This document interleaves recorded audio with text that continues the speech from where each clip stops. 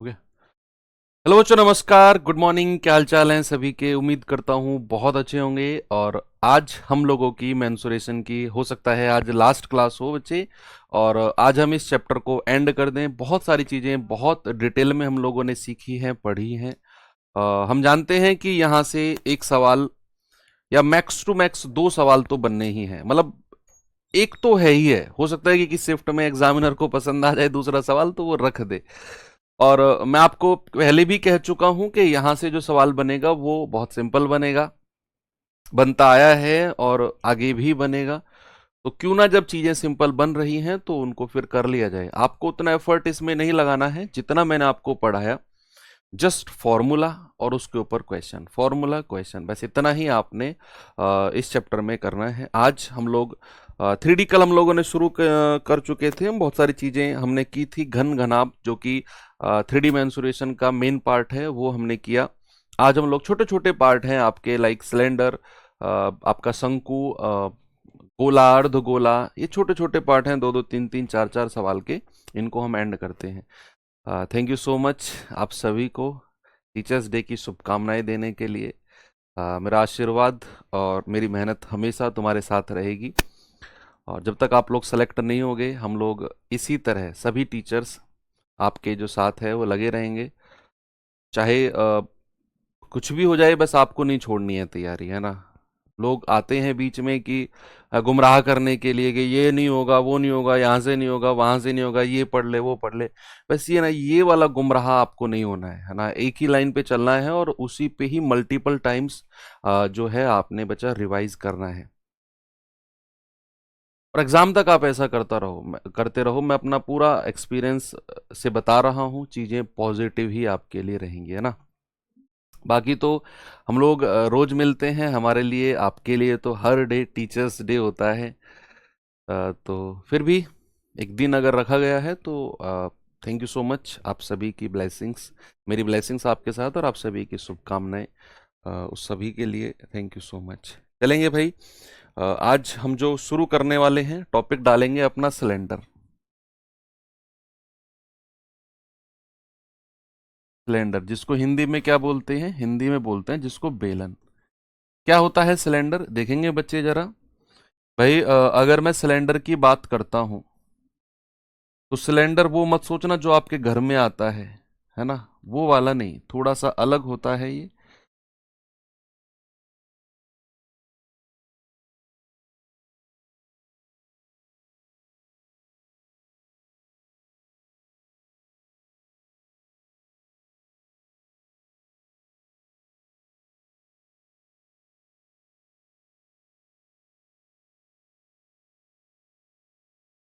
कुछ इस तरीके से सिलेंडर जो है वो दिखाई देता है ना। कि ऊपर भी एक सर्कुलर होगा और नीचे भी एक सर्कुलर वाला पार्ट होगा, वृत्ताकार ऊपर, वृत्ताकार नीचे। आप कुछ भी सोच सकते हो। कोई पाइप, है ना, पाइप होता है जो आपके घर में पाइप वगैरह लगे होंगे, फिटिंग के पाइप जो होते हैं वो सब सिलेंडर होते हैं। ठीक है। जो तार होता है ना, तार, बिजली का तार, वो भी एक सिलेंडर का शेप का होता है। वो चाहे कितनी बड़ी लेंथ हो, तो तार को भी हम एक सिलेंडर यानी कि बेलन के आकार के रूप में ट्रीट करते हैं। तो एक ऐसी आकृति जिसके ऊपर और नीचे जो फेस होता है ये सर्कुलर यानी कि वृत्ताकार होता है। अब वृत्ताकार है तो इसका एक सेंटर होगा और ये आधार की त्रिज्या होगी। ये भी क्या है बच्चे? त्रिज्या है, रेडियस है यहां से यहां तक की दूरी। अब यहां से यहां तक की दूरी को क्या बोलेंगे सर? इसको बोलेंगे ऊंचाई यानी कि हाइट। आर मतलब क्या है? आधार की त्रिज्या, आधार की त्रिज्या। अब आधार ये भी है, आधार ये भी, दो आधार हैं इसके पास और दोनों के दोनों वृत्ताकार यानी कि सर्कुलर हैं। आप कहेंगे radius of the base. H क्या है? हाइट, ऊंचाई। हाइट ऑफ सिलेंडर, बेलन की ऊंचाई। हाइट ऑफ सिलेंडर यानी कि बेलन की ऊंचाई। अब बच्चे इसमें फॉर्मूलेज क्या क्या बनते हैं जरा देखते हैं। फॉर्मूला पहला बनता है इसमें आयतन का, वॉल्यूम का। आयतन यानी कि वॉल्यूम। क्या होता है भाई साहब? एरिया। आप कहेंगे सर वॉल्यूम इक्वल्स टू होता है पाई आर स्क्वायर एच। ये किसी भी बेलन की जो है बच्चे वॉल्यूम होती है pi are square H. Second, अगर मैं बात करता हूं इसके वक्र पृष्ठीय क्षेत्रफल, वक्र पृष्ठीय या पार्श्व पृष्ठीय क्षेत्रफल जिसको बोलते हैं, वक्र पृष्ठीय क्षेत्रफल, क्षेत्रफल इंग्लिश वाले बच्चे क्या लिखेंगे, कर्व्ड सरफेस, सरफेस एरिया, यानी कि CSA, वक्र पृष्ठीय क्षेत्रफल क्या होता है जरा देखेंगे। थर्ड नंबर पे आता है टोटल सरफेस एरिया, संपूर्ण, संपूर्ण पृष्ठीय, संपूर्ण पृष्ठीय क्षेत्रफल, संपूर्ण पृष्ठीय क्षेत्रफल यानी कि total surface, total surface area या TSA जिसको बोलते हैं। थोड़ा सा मैं आपको बताता हूं कि क्या होता है वक्र पृष्ठ क्षेत्रफल और क्या होता है टोटल सरफेस एरिया। सुनना, बात अगर करते हैं बच्चे वक्र पृष्ठ क्षेत्रफल की, तो मैं आपको बताता हूं वक्र पृष्ठ क्षेत्रफल क्या होता है। भाई सपोज आप मानकर चलो, बना के दिखाता हूं आपको, है ना। सपोज ये सिलेंडर है ना, ये हमने सिलेंड्रिकल शेप बनाई है, आपके सामने जो है ये सिलेंड्रिकल शेप है, इधर से भी देख सकता हूं, इधर से भी देख सकता हूं, तो दोनों तरफ सर्कुलर है ना, इधर भी सर्कुलर है, इधर भी सर्कुलर है।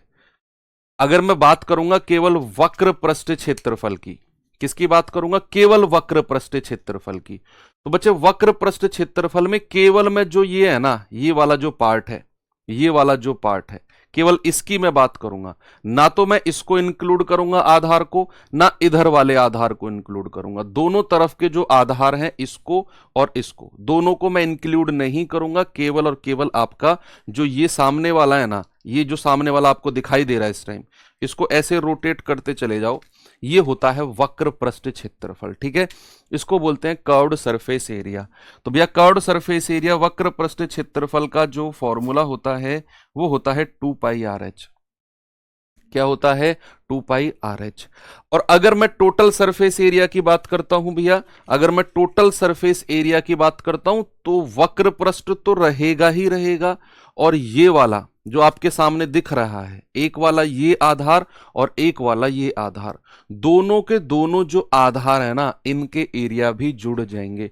तो भैया टोटल सरफेस एरिया क्या हो जाएगा बच्चा, 2πRh तो रहेगा ही रहेगा, और भैया पाई आर स्क्वायर नीचे का क्षेत्रफल और पाई आर स्क्वायर ऊपर का क्षेत्रफल, तो कितना 2πR²। यहां से अगर मैं 2πR कॉमन ले लेता हूं तो h यहां से बचेगा और एक r यहां से बचेगा, तो 2πRh प्लस r, ये होता है हमारा कितना, टोटल सरफेस एरिया यानी कि संपूर्ण पृष्ठ क्षेत्रफल। तो तीन चीज हैं हमें यहां पर जो बेसिकली पढ़नी होती हैं। ओके, कोई प्रॉब्लम नहीं है इसमें। आगे चलें, चलो सवाल की तरफ चलते हैं बच्चे। सवाल नंबर A89 हमारा यहाँ पर शुरू है। बहुत सारे सवाल हमने किए हैं यहाँ पर, नो डाउट 100+ सवाल मेंसुरेशन में बहुत होते हैं, मतलब एक ऐसे एग्जाम के लिए जहां पर केवल एक ही सवाल बनना है पूरे मेंसुरेशन से। हाँ बच्चे, एक अनाउंसमेंट मैं आपको करने वाला हूं कि हमारे जो अब चैप्टर्स बच रहे हैं वो बच रहे हैं, एक तो DI, एक हमारा बच रहा है नंबर सिस्टम, एक बच रहा है सिंप्लीफिकेशन, और एक बच रहा है सर्ट्स एंड इंडिसेस। ये चैप्टर हमारे बचे हुए हैं। अब इस मेंसुरेशन को हम आज एंड करके कल से हम शुरू करेंगे DI। 2 क्लास का चैप्टर है, 2 क्लास के चैप्टर को करने के बाद में फिर हम लेंगे ब्रेक, ब्रेक लेंगे यानी कि 6 से 7 दिन का मैं आपको ब्रेक दूंगा ताकि आप अपना रिवीजन कर सको। फिर हमारा जो 2.0 बैच शुरू होगा, अवसर 2.0 बैच, उसमें जो मैं ही कराने वाला हूँ। हालांकि ये बात अभी दुनिया नहीं जानती है, मैं ही आपको बता रहा हूँ। तो वो जो बैच है वो 15 तारीख से शुरू होंगी क्लासेस उसकी, और उसमें हम लोग जो है नंबर सिस्टम यानी कि संख्या पद्धति से शुरू करेंगे, संख्या पद्धति से। तो उसके बाद में मैं कराऊंगा सिंप्लीफिकेशन और उसके बाद में सर्ड्स इंडिसेस। तो ये 3 चैप्टर आपके जो है मैं वहां पर कवर कराऊंगा और वो बैच आप लोगों को फ्री मिलेगा, चूंकि आपके पास ये पहले वाला बैच है तो वो ऑटोमेटिकली आपका जो है अपडेट हो जाएगा, मतलब ये बैच भी रहेगा और वो भी आपका ओपन हो जाएगा अवसर 2.0 भी। तो उसमें हम लोग ये 3 चैप्टर्स करेंगे। तो आप जो अब ये कल मैं कराऊंगा डीआई शुरू, जो 2 क्लास आपकी डीआई की होंगी, उसके बाद का टाइम आपके प्रॉपर रिवीजन का होगा। उसमें आप अपना रिवीजन करना और फिर ये 3 चैप्टर्स जो हैं इनमें लगभग लगभग 7 8 10 क्लासेस होंगी और फिर उन्हें करके आप फ्री हो जाओगे। ठीक है, तो ये अनाउंसमेंट आपको मैंने बता दिया है। आप उन लोगों को बता देना जो लोग ये बैच से पढ़ रहे हैं, या फिर नहीं पढ़ रहे हैं तो उनको तो फर्क ही क्या पड़ता है। सवाल करा है ऊंचाई 20 सेंटीमीटर है, आधार की त्रिज्या 14 सेंटीमीटर वाले बेलन के आयतन को बताओ क्या होगा। भाई यहां पर ऊंचाई यानी कि हाइट हमको दे दी है बच्चे कितना 20, हमको आधार की त्रिज्या दे दी है 14, तो कह रहा है कि आयतन बताओ। बच्चे वॉल्यूम क्या होता है, वॉल्यूम होता है पाई आर स्क्वायर एच। पाई कितना है बच्चे 22/7, आर कितना है 14, 14 का स्क्वायर और एच कितना है 20। तो यहां पर हम कह सकते हैं 22/7 यानी कि 14 इंटू 14 और इंटू 20। आप कहेंगे 7 दूनी 14, 22 दूनी 44 गुणा 14 दूनी 28, 280। ठीक है भाई, जीरो तो लास्ट में रहेगा। 28 चौके 112 हासिल के 11, 28 चौके 112 और 11 123, 1 2 3 2 0। कहीं ऑप्शन में है, ऑप्शन नंबर सी। अब आप खुद देखो क्या जीडी में अब तक जितने भी आपने मेंसुरेशन में क्वेश्चंस किए हैं सारे के सारे इजी टू मॉडरेट ही है ना। आगे बढ़े हैं बच्चे, चलो। हाँ प्रैक्टिस सेट, अच्छा ये वाला बात भी अभी लीक करवाओगे क्या? करेंगे वो भी आप लोगों के लिए। तो प्रैक्टिस सेट अगर मैं नहीं लाया तो नाइंसाफी होगी, वो तो आएगा प्रैक्टिस सेट धमाकेदार। फिक्स करूंगा 100 प्रैक्टिस सेट, 100। मैं कह रहा हूं 100 प्रैक्टिस सेट कर लेना, और ये 100 प्रैक्टिस सेट अगर तुमने ईमानदारी से कर लिए तो 20 में से 20 नंबर की गारंटी मैं देकर चलूंगा आपको। ये 100 आपका बैच कंप्लीट होना चाहिए। 100 practice set, math 20 out of 20 की गारंटी मैं दे रहा हूं। चाहे आपके आज 5 नंबर आ रहे हो, चाहे 6 नंबर आ रहे हो, चाहे 8 नंबर आ रहे हो आपके 20 में से, मॉक टेस्ट में एग्जाम में 20 में से 20 ठोक के आओगे, ये मैं गारंटी आपको देता हूं। और प्रैक्टिस सेट कब से शुरू होगा, कैसे होगा, वो मैं आपको अभी नहीं बताऊंगा। सवाल करिए। आधार की त्रिज्या 63 सेंटीमीटर है, ऊंचाई 20 सेंटीमीटर वाले बेलन का वक्र पृष्ठ क्षेत्रफल बताओ कितना होगा। 20 प्रैक्टिस सेट का मतलब है 20 इंटू सॉरी 100 प्रैक्टिस सेट का मतलब है 100 इंटू 20, 20 क्वेश्चन का प्रैक्टिस सेट। 2000 क्वेश्चन आपको कराऊंगा और 2000 में से 20 सवाल डेफिनेटली आएंगे, बस डिजिट चेंज होंगी, डिजिट चेंज होंगे। मान लो ये सवाल मैंने प्रैक्टिस सेट में करा दिया ना, तो इतनी गारंटी मैं आपको दूंगा कि 63 की जगह 36 हो जाएगा, 20 की जगह 2 हो सकता है, बाकी लैंग्वेज सारी की सारी वही रहेगी जो प्रैक्टिस सेट में आपको मैं कराऊंगा। इतने सेलेक्टेड क्वेश्चंस आपके लिए छाट कर लाऊंगा अगर मैंने कराया तो। कोई भी कराए मेहनत तो वहां पर भी होगी, मैं अपनी बता रहा हूं। इफ आई एफ आधार की त्रिज्या 63 सेंटीमीटर, ऊंचाई 20 सेंटीमीटर वाले बेलन का वक्र पृष्ठ क्षेत्रफल कर्व्ड सरफेस एरिया बताएंगे बच्चे। कर्व्ड सरफेस एरिया का फॉर्मूला क्या होता है, ये होता है 2 पाई आर एच। क्या होता है बच्चे 2 पाई आर एच, यानी कि 2 गुणा पाई का मान कितना है 22/7, आर कितना है त्रिज्या है 63, एच कितना है बच्चा 20। तो 7 नाम 63, मेरा आंसर 9 का मल्टीपल होना चाहिए क्योंकि इस मल्टीप्लीकेशन में 9 आ चुका है, 9 आ चुका है। तो आपको इसको गुणा करने से पहले एक बार ऑप्शन में चेक करो, 9 की डिविजिबिलिटी, अंकों का योग, सम ऑफ डिजिट। 8 6 14 और 2 16, ये आंसर नहीं होगा। 7 6 13 4 17, आंसर नहीं होगा। 8 3 11 4 15, आंसर नहीं होगा। 9 7 16 2 18, आंसर हो जाएगा।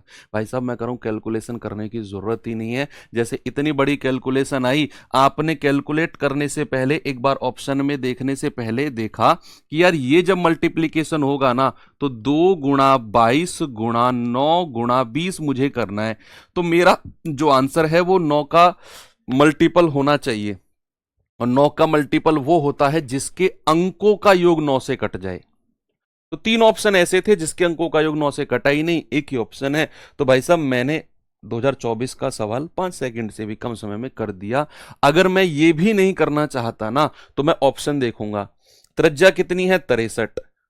वक्र पृष्ठ क्षेत्रफल क्या होता है? 2 पाई आर एच। त्रिज्या उसमें आती है 63 है। 63 9 का मल्टीपल है, 9 सत्ते 63, 9 का मल्टीपल। तो आप ऑप्शन में 9 का मल्टीपल, इनकेस 2 ऑप्शन अगर मिल जाए 9 के मल्टीपल, तो फिर क्या चेक करेंगे? फिर जो ऑप्शन 22 से कट रहा है भाई साहब वो 11 से भी कटेगा, 11 से भी कटेगा। फिर 11 का मल्टीपल चेक कर लेते, अल्टरनेट वाला। यस, है ना। तो ये कितना आएगा बच्चे मल्टीप्लाई होकर? ये आएगा 7920 सेंटीमीटर स्क्वायर। चले आगे, अगला सवाल हमारे सामने ये रहा। किसी बेलन की ऊंचाई 6 मीटर है, उसके दोनों शीर्ष पृष्ठ क्षेत्रफल के योग का 3 गुना, ओके, किसी उसके वक्र पृष्ठ का 2 गुना है। आधार की त्रिज्या बताओ क्या होगी? The height of a solid right circular cylinder is 6 metre. Height आपको दे रखी है। यूट्यूब पर करोगी क्या प्रैक्टिस सेट? हाँ, यूट्यूब पर ही करूंगी, बिल्कुल यूट्यूब पर ही कराऊंगी प्रैक्टिस सेट में, ठीक है। तुम इस सवाल को करोगी? यार तुम पढ़ते तो हो नहीं, पता नहीं क्या तो लिखते हो, क्या बोलते हो, क्या सोचते हो।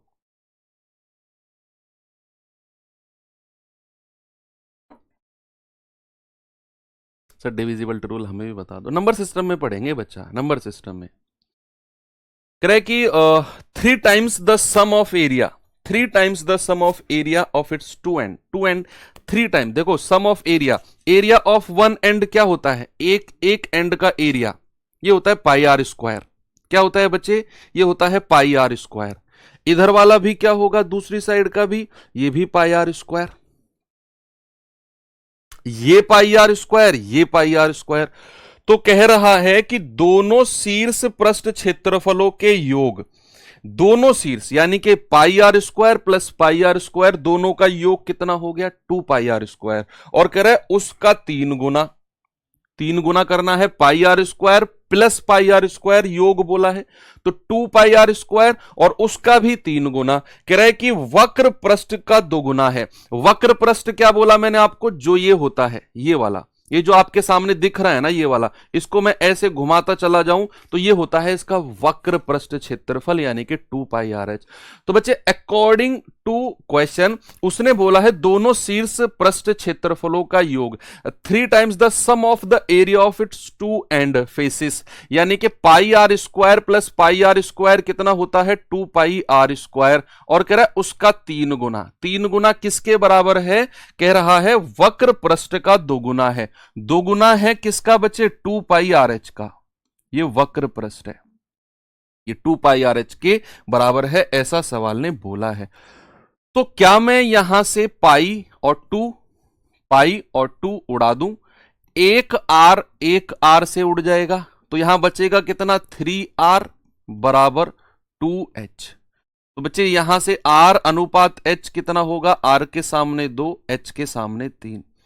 आपको उसने ऊंचाई दी रखी है भैया, ऊंचाई कितनी है? 6, यानी कि 3 यूनिट का मान अगर 6 है तो 2 से गुणा करना पड़ा है। तो भैया 2 यूनिट का मान कितना हो जाएगा 2 से गुणा करके? सर 2 दूनी 4, यानी कि ये उसकी क्या हो जाएगी बच्चा? ये त्रिज्या हो जाएगी, यानी कि रेडियस ऑफ द बेस हो जाएगा। ऑप्शन नंबर ए हमारा बिल्कुल सही है, रेडियस ऑफ द बेस। ठीक है भैया, आगे बढ़े। चलो ये सवाल देखेंगे, जीडी 2023 का पूछा गया सवाल है। क्या है सवाल में जरा देखना। सवाल है कि एक बेलन की ऊंचाई में 25% की वृद्धि की जाती है, बेलन की ऊंचाई में, और इसके आधार की त्रिज्या में 15% की कमी की जाती है, तो उसके वक्र पृष्ठ क्षेत्रफल में प्रतिशत वृद्धि या कमी। मैंने आपको मेंसुरेशन में हर सवाल में जब भी ऐसा आया है एक सिंपल सी बात बोली है कि जब भी ये प्रतिशत वृद्धि या कमी का सवाल आए तो आपका सबसे पहला फोकस जाना चाहिए कि सवाल में पूछा क्या है। उसने पूछा है वक्र पृष्ठ क्षेत्रफल के बारे में, तो आपको वक्र पृष्ठ क्षेत्रफल यानी कि कर्व्ड सरफेस एरिया का बच्चे फॉर्मूला पता होना चाहिए, 2πr(h). अब यहां पर हमें ना तो 2 से मतलब है ना पाई से मतलब है, हमारा मतलब केवल r से है और h से है, कांस्टेंट टर्म से कोई मतलब नहीं है, 2 पाई से कोई मतलब ही नहीं है हमारा।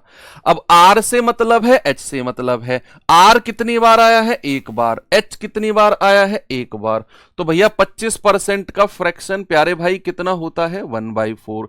15% का फ्रैक्शन 5 या 15, 20 पंजे 100, 3/20। अब कह रहा है कि ऊंचाई जो है बच्चे, उसने बोला है ऊंचाई जो है 25% की वृद्धि होती है।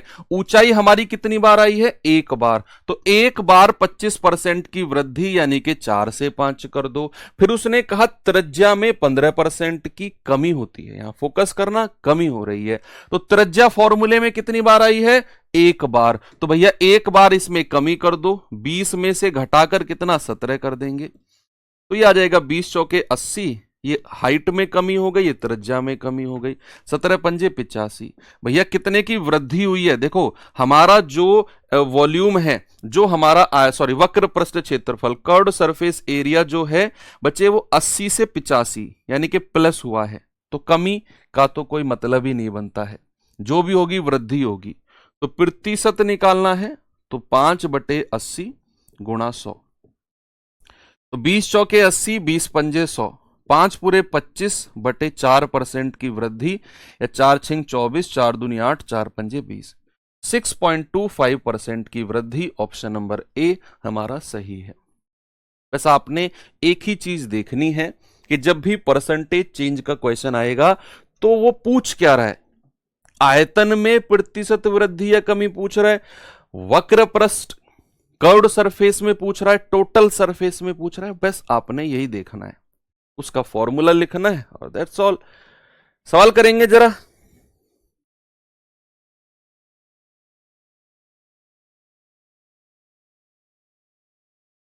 जीडी 2023 का सवाल है, कह रहा है एक बेलनाकार मीनार का व्यास और ऊंचाई क्रमशः है 10 और 21 मीटर है। कह रहा है 8 रुपए प्रति वर्ग मीटर की दर से इसकी वक्र सतह को रंगने की लागत क्या होगी? वक्र सतह को, वक्र सतह को रंगना है भाई साहब, वक्र सतह को, कि ये अगर हमारे पास बेलन है, देखो ना एक बार, ये अगर हमारे पास कोई बेलन है, ये सामने, ये इसके एंड है ना, ये इसके आधार है। अब जो इसका वक्र पृष्ठ है ना, ये है जो मैं आपके सामने रोटेट कर रहा हूं, ये वाला। अब कह रहा है ना इसको पेंट करना है, अब इसको पेंट करना है ऐसे यहां से। अब अगर इसको पेंट करना है बच्चे, तो इसका वक्र पृष्ठ क्षेत्रफल का पता होना जरूरी है ना भाई। मैं आपसे कहने लगूं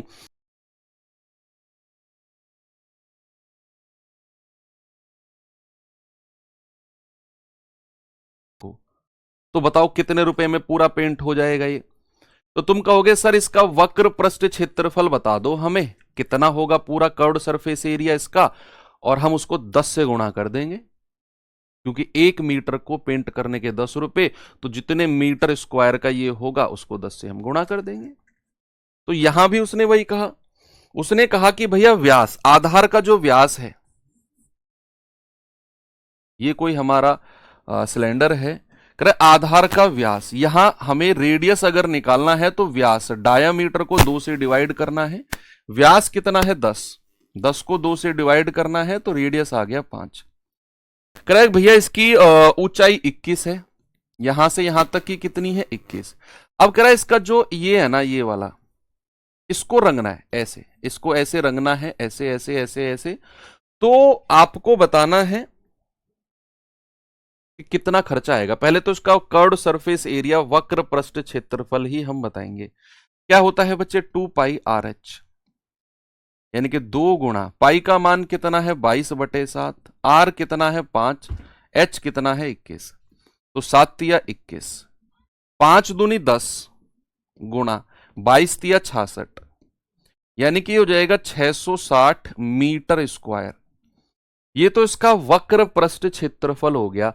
अब सवाल कह रहा है कि भैया 1 मीटर स्क्वायर को, कह रहा है कि 1 प्रति वर्ग मीटर को रंगने का ना 8 रुपया लागत है और इसके वक्र पृष्ठ को रंगना है।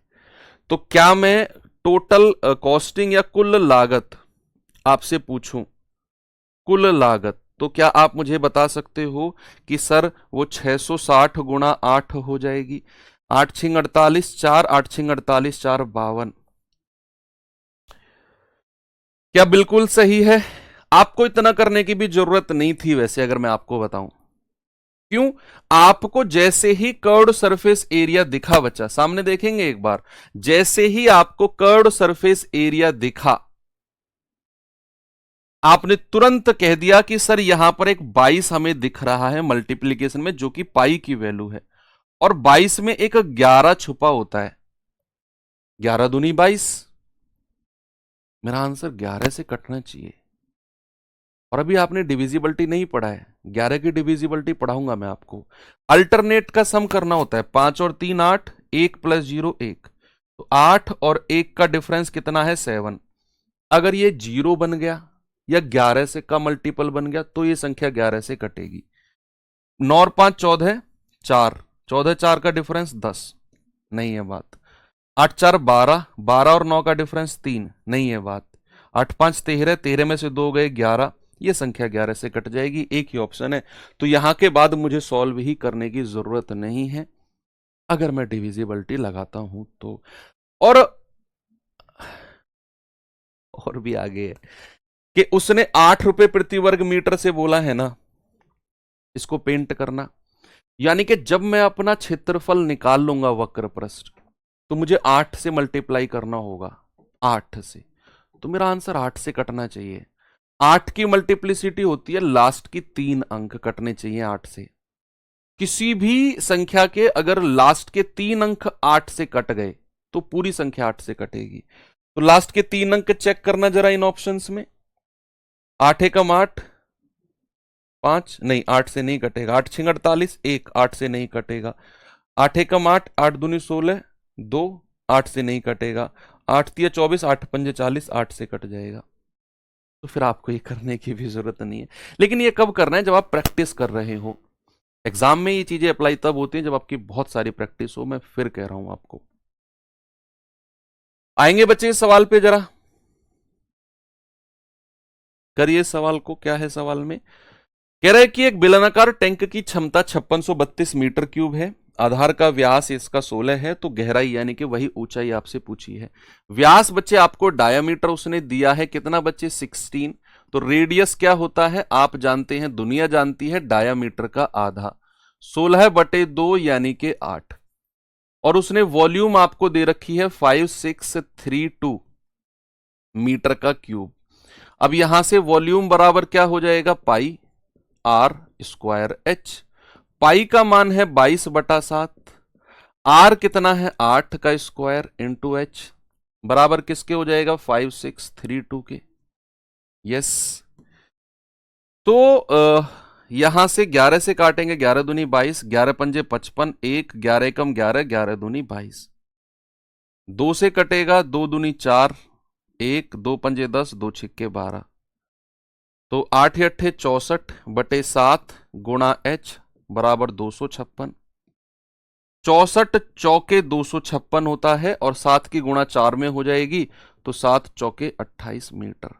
उसने गहराई ही आपसे पूछी है। ऑप्शन नंबर ए हमारा सही है। डायरेक्ट मैं कर रहा हूं, फॉर्मूला बेस्ड क्वेश्चन बनते हैं डायरेक्ट। आगे चलिए, आते हैं बच्चे अब शंकु की तरफ, यानी कि कोण। शंकु यानी कि कोण क्या होता है? शंकु भाई साहब जरा देखेंगे।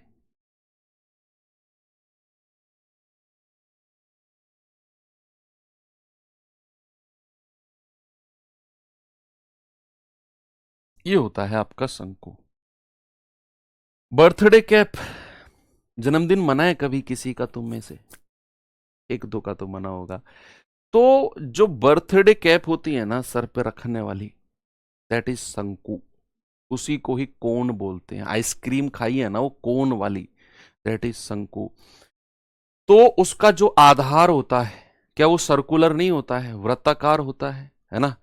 अगर वृत्ताकार होता है तो उसका एक सेंटर होगा और आधार की त्रिज्या होगी। ठीक है भैया। दूसरी बात, अगर मैं ऊपर वाले पॉइंट से इस सेंटर को मिला दूं तो ये हमारी क्या बनती है, ऊंचाई बनती है। क्या बनती है, ऊंचाई बनती है। अब इसमें एक और बात आती है, इसमें आती है ये वाली साइड।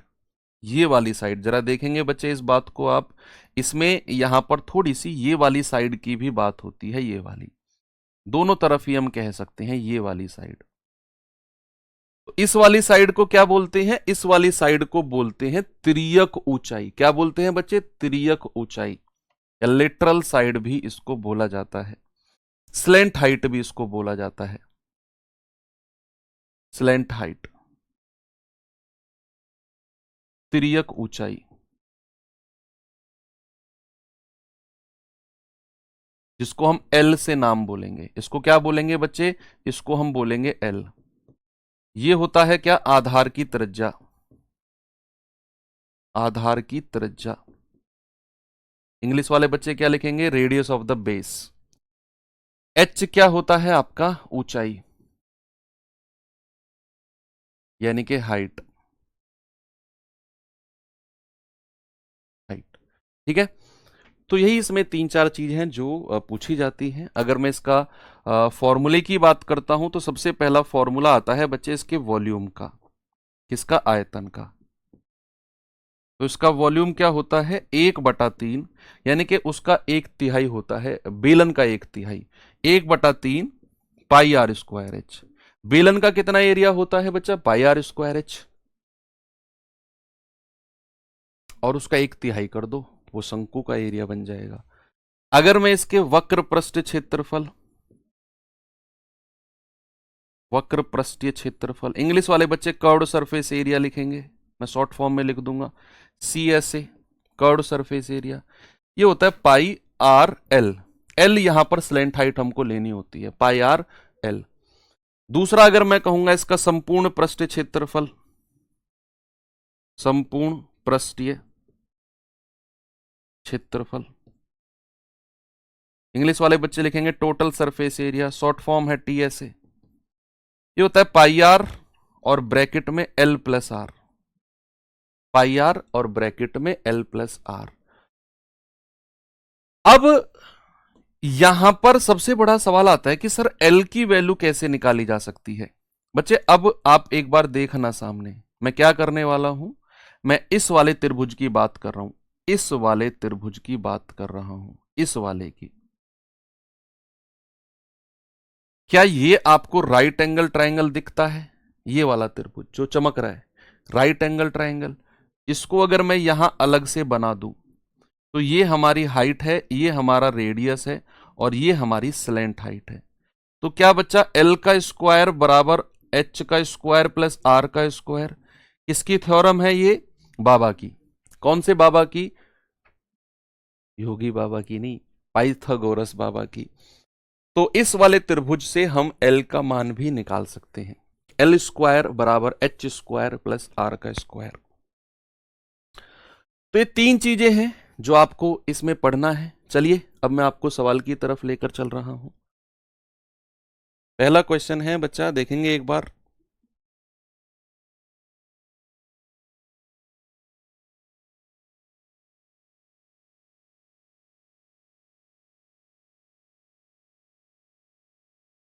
सवाल है, एक शंकु की ऊंचाई 15 सेंटीमीटर है, आधार की त्रिज्या 14 सेंटीमीटर है, तो शंकु का आयतन कितना होगा।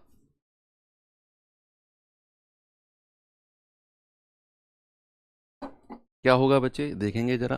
भाई हाइट हमको कितनी दे रखी है, 15। हमको रेडियस ऑफ द बेस कितना दे रखा है, 14। और हमसे आयतन वॉल्यूम पूछा है, वो होता है 1/3 पाई आर स्क्वायर एच। यानी कि 1/3 प्यारे भाई, पाई का मान है 22/7, आर स्क्वायर यानी कि 14 × 14, एच यानी कि 15। आप इसको सॉल्व करेंगे, आप ना डिविजिबिलिटी चेक कर सकते हो। मेरा आंसर जो है, देखो यहां 22 हमारा गुणा में है और 22 को हम 11 गुणा 2 बोलते हैं, 11 दूनी 22। 11 से कटना चाहिए मेरा आंसर। सॉल्व करने से पहले जरा देखते हैं, 11 से कटने वाला यानी कि अल्टरनेट का सम। 3 2 5 और 4 प्लस 0 4, 5 और 4 का डिफरेंस 1, नहीं बात नहीं बनेगी। 6 और 2 8, 8 प्लस 0 8, डिफरेंस कितना आया 0। ये 11 से कट सकता है, सॉरी कटेगा, तो ये आंसर हो सकता है। 8 और 3 11, 0 0 0, 11 का और 0 का डिफरेंस 11, ये हो सकता है। 4 और 3 7, 7 और 2 का डिफरेंस 5, ये आंसर नहीं होगा। अब मेरा आंसर इन दोनों में से कोई होगा, इन दोनों में से कोई होगा। अब हम क्या करें, अब हम क्या करें, अब हमें किसी और का जो है डिविजिबिलिटी वो चेक करनी है। क्या 7 से भी कटेगी ये?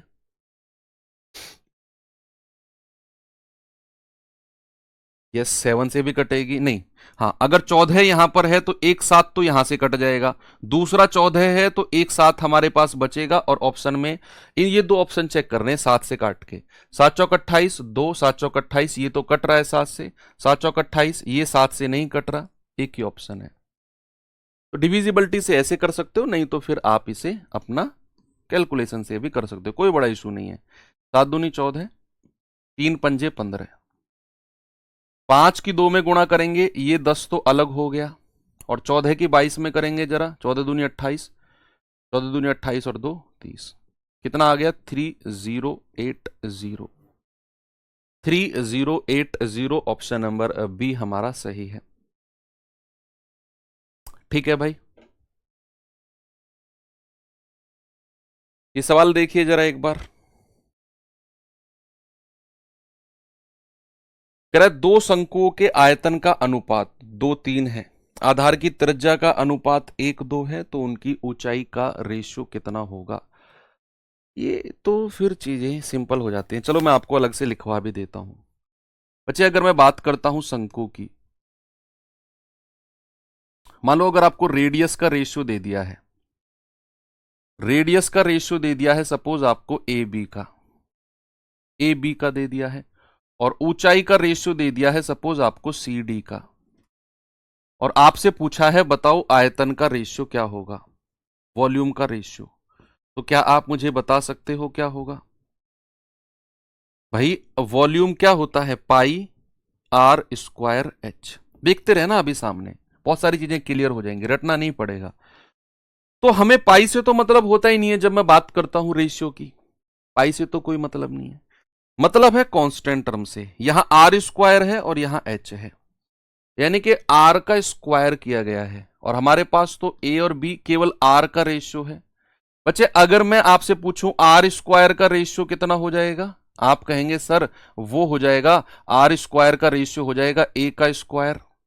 भाई आर स्क्वायर पूछा है ना, ए का स्क्वायर, और एच कितना है सी, अनुपात आर स्क्वायर की यहां पर कितना हो जाएगा बी का स्क्वायर, और एच कितना है डी। ये हमारा वॉल्यूम का रेशियो होगा। हमें फॉर्मूले के अकॉर्डिंग चलना है, सीधा सीधा मल्टीप्लाई नहीं करना है, इनको फॉर्मूले के अकॉर्डिंग चलना होता है। ठीक है भाई, चलो सवाल में थोड़ा सा देखते हैं। कह रहा है कि दो शंकुओं के आयतन का रेशियो है 2 3, उनके आधार की त्रिज्या का रेशियो है 1 2, तो उनकी ऊंचाई का रेशियो कितना होगा। बच्चे यहां पर त्रिज्या का रेशियो दे रखा है, रेडियस का रेशियो कितना है 1 2, हाइट का रेशियो हमारे पास नहीं है, हम उसको ए और बी मान लेते हैं हाइट को। तो वॉल्यूम का रेशियो कितना हो जाएगा आयतन का, वॉल्यूम का रेशियो उसने हालांकि दिया हुआ है 2 3, मैं अभी लिखूंगा नीचे 2 3, यहां पर लिख दे रहा हूं मैं। यहां से वॉल्यूम का रेशियो क्या बनेगा, आप मुझे बता सकते हो क्या? आप कहोगे सर वॉल्यूम होता है पाई आर स्क्वायर एच, कितना होता है पाई आर स्क्वायर एच, हालांकि 1/3 होता है। हमें 1/3 से मतलब ही नहीं है बच्चा, हमें 1/3 से मतलब ही नहीं है, हमें मतलब है आर स्क्वायर इंटू एच से, आर स्क्वायर। तो आर स्क्वायर करना है तो बच्चे ये हो जाएगा 1 का स्क्वायर, एच को मैंने इधर ए माना है, इधर कितना हो जाएगा 2 का स्क्वायर, और यहां इसको बी माना है।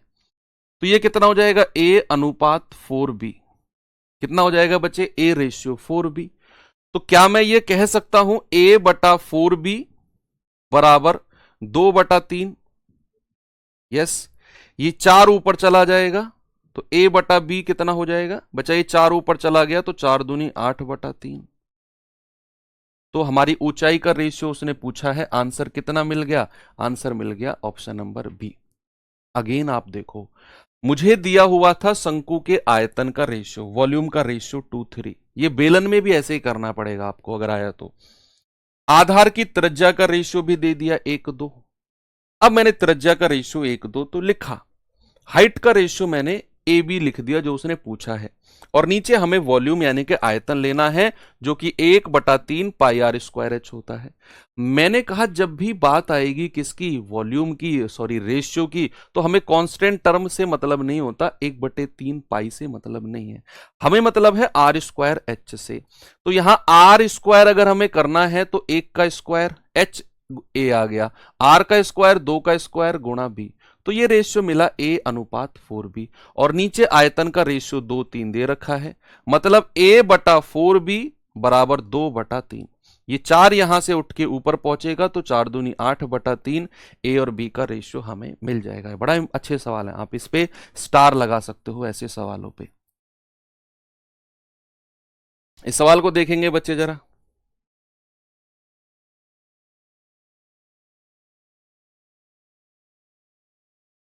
सवाल है भाई कि किसी शंकु की ऊंचाई तथा आधार की त्रिज्या में प्रत्येक में 100% की वृद्धि की गई तो शंकु के आयतन में कितनी वृद्धि हो जाएगी? जल्दी से बताएंगे बच्चे आप लोग। जो बच्चे बाद में जुड़े हैं उनको फिर मैं बताना चाहूंगा कि हमारा अभी जो चैप्टर बचे हुए हैं डीआई, कल हम शुरू करेंगे, आज इसको एंड करेंगे मेंसुरेशन को, कल से हम डीआई शुरू करेंगे। 2 दिन में डीआई एंड करके फिर मैं आपको ब्रेक दूंगा 6 से 7 दिन का, क्योंकि 15 तारीख से 2.0 बैच शुरू होगा, उसमें मैं ही आपको पढ़ाऊंगा और उसमें नंबर सिस्टम से हम लोग शुरू करेंगे। आपका नंबर सिस्टम बचा हुआ भी है तो वहां से हम लोग नंबर सिस्टम शुरू करेंगे। आप लोगों के पास अवसर बैच है, 2.0 आएगा तो वो फ्री ऑफ कॉस्ट आपको प्रोवाइड कराया जाएगा, तो वहां से आप नंबर सिस्टम करेंगे। फिर उसके बाद मैं सिंप्लीफिकेशन कराऊंगा।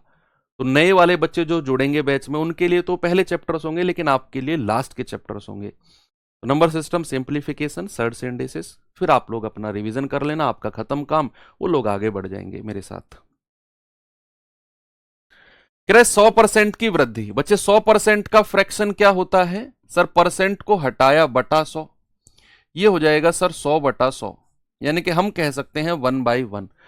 सवाल कह रहा है कि आधार की त्रिज्या और ऊंचाई दोनों में 100% की वृद्धि हुई है। बच्चे रेडियस कितना हो गया है? 1 से 1 प्लस होकर 2, कितना हो गया है? 1 से। मान लो कहीं 20% की वृद्धि होती है तो 20% का फ्रैक्शन 1/5 होता है, तो 5 में 1 प्लस करके 6 नहीं करते हैं क्या? यस, तो यहां भी तो 1 में 1 प्लस करके 2 करेंगे। ऊंचाई में कितनी वृद्धि? 100% की सर, ये भी 1 से 2 हुआ है। अब कह रहा है आयतन में, बच्चे वॉल्यूम में, शंकु की वॉल्यूम क्या होती है? 1/3 पाई आर स्क्वायर एच। बच्चे हमें 1/3 पाई से मतलब ही नहीं है, ये कांस्टेंट टर्म है, हमें मतलब है क्या उसने ये दिया हुआ है r square into h. R square यानी कि हमें त्रिज्या का स्क्वायर करना है, इंटू एच यानी कि 1, 2 का स्क्वायर इंटू एच यानी कि 2, तो 1 इंटू 2 दूनी 4 दूनी 8, क्या हो जाएगा? 1:8। क्या कह रहा है? कितने परसेंट की वृद्धि होगी? वृद्धि पूछ रहा है ना, तो भाई कितने परसेंट की वृद्धि हुई है, सॉरी कितने की वृद्धि हुई है 1 से 8 तक जाने के लिए? तो आप कहेंगे सर प्लस का 7 हुआ है, तो प्रतिशत वृद्धि अगर हम कहेंगे तो ये हो जाएगा 7/, ओरिजिनल कितना है? 1 इंटू 100, आप कहेंगे 700% की वृद्धि है। ऐसे भी सवाल बनता है कि जो नया आयतन है वो पुराने वाले का कितना गुना हो जाएगा? क्या आप बता सकते हो कि जो नया आयतन है बच्चे वो पुराने वाले का कितना गुना हो जाएगा? क्या आप मुझे बता सकते हो? जल्दी से बताएंगे मुझे। नया आयतन पुराने वाले का, भैया नया आयतन कितना है? 8, पुराना वाला कितना है? 1, तो भैया नए वाले को ऊपर रखना है, पुराने वाले को नीचे, तो हम कहेंगे सर 8 गुना हो जाएगा। अगर ऐसे पूछेगा तो जो नया है उसको ऊपर रखना है, पुराने वाले को नीचे। 8/1 यानी कि सर 8 गुना हो जाएगा।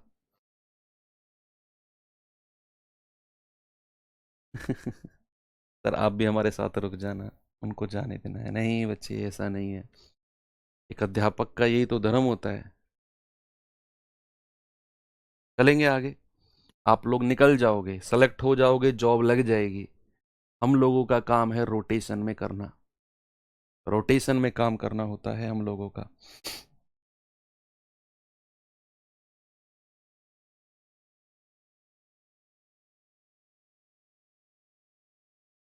कह रहा है कि रेत का ढेर एक लंबवृत्तीय शंकु के आकार का है। ठीक है, कुछ इस तरीके से जो ढेर है वो बना हुआ है, ऐसे ऐसे बना हुआ है। कह रहे कि भैया इसका तिर्यक ऊंचाई, तिर्यक यानी कि स्लैंट हाइट आपको दे रखी है 10, ये एल का मान आपको दे रखा है। और उसने बोला है कि आधार का व्यास, रेडियस क्या होता है d/2, अब व्यास कितना है 16 फीट, 16/2 ये हो जाएगा 8। ओके, कह रहे आयतन बताओ कितना होगा, और यहां पर पाई का मान 3.14। बच्चे जिस सवाल में लिखा हो ना कि पाई का मान क्या लेना है, वहां वही लेना है, क्योंकि पाई के दो वैल्यू होती है, एक 22/7, एक 3.14। जहां उसने स्पेशली लिख दिया, सुना, ये बात बड़ी पते की बात कर रहा हूं, सवाल गलत हो जाते हैं ऐसे करके। बहुत सारे बच्चे 22/7 22/7 लेते हैं, जहां उसने कुछ भी नहीं लिखा 22/7 ले लो।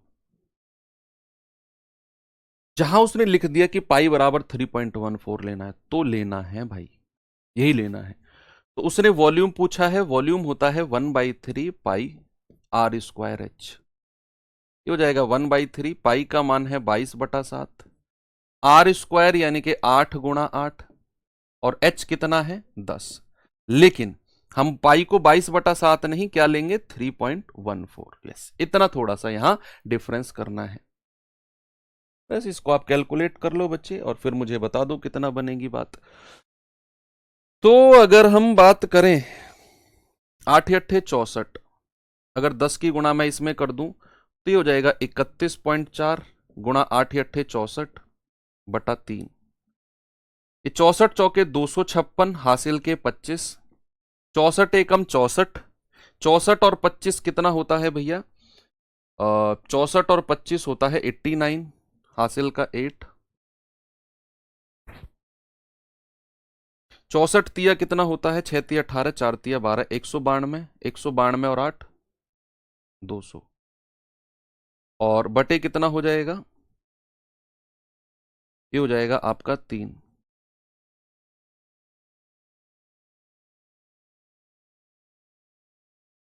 ओके,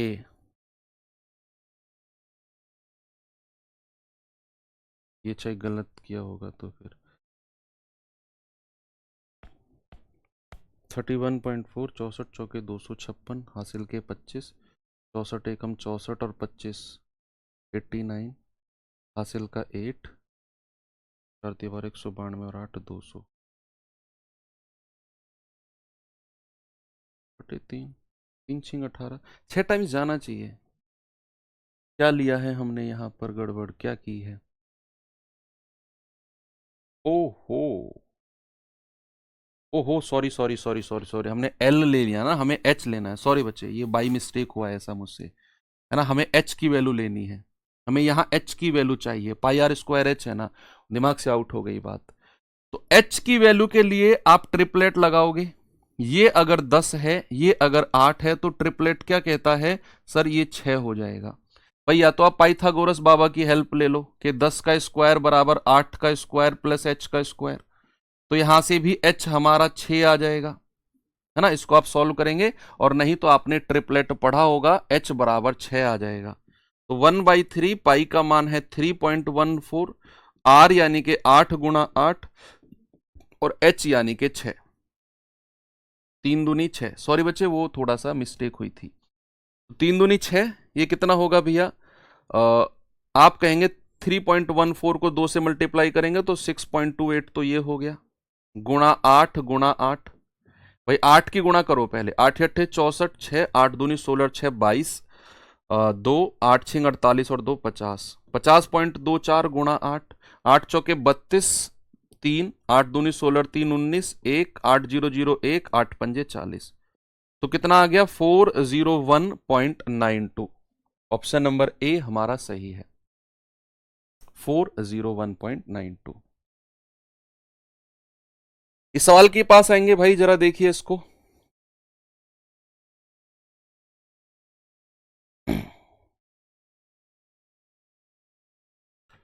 सवाल है, एक ठोस शंकु को 30 पैसे प्रति सेंटीमीटर स्क्वायर की दर से रंगने की जो लागत है वो 660 रुपए है। ओके?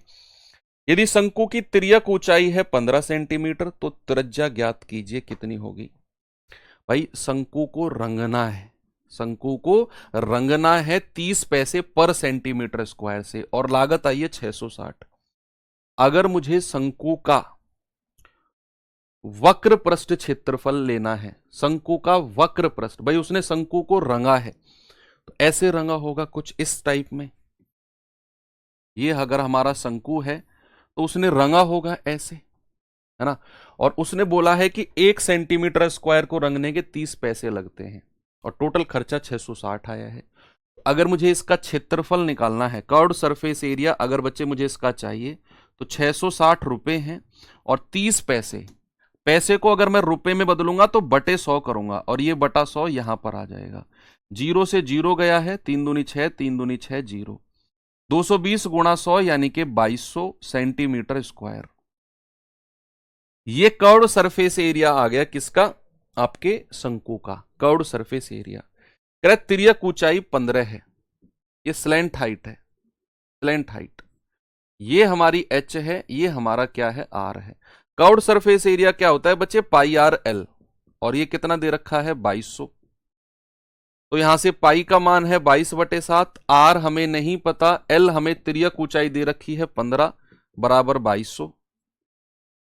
तो 22 से ये जाएगा 100 बार और 5 तिया 15, 5 20 यम 100। तो आर कितना हो जाएगा? 7 दूनी 14, 140/3।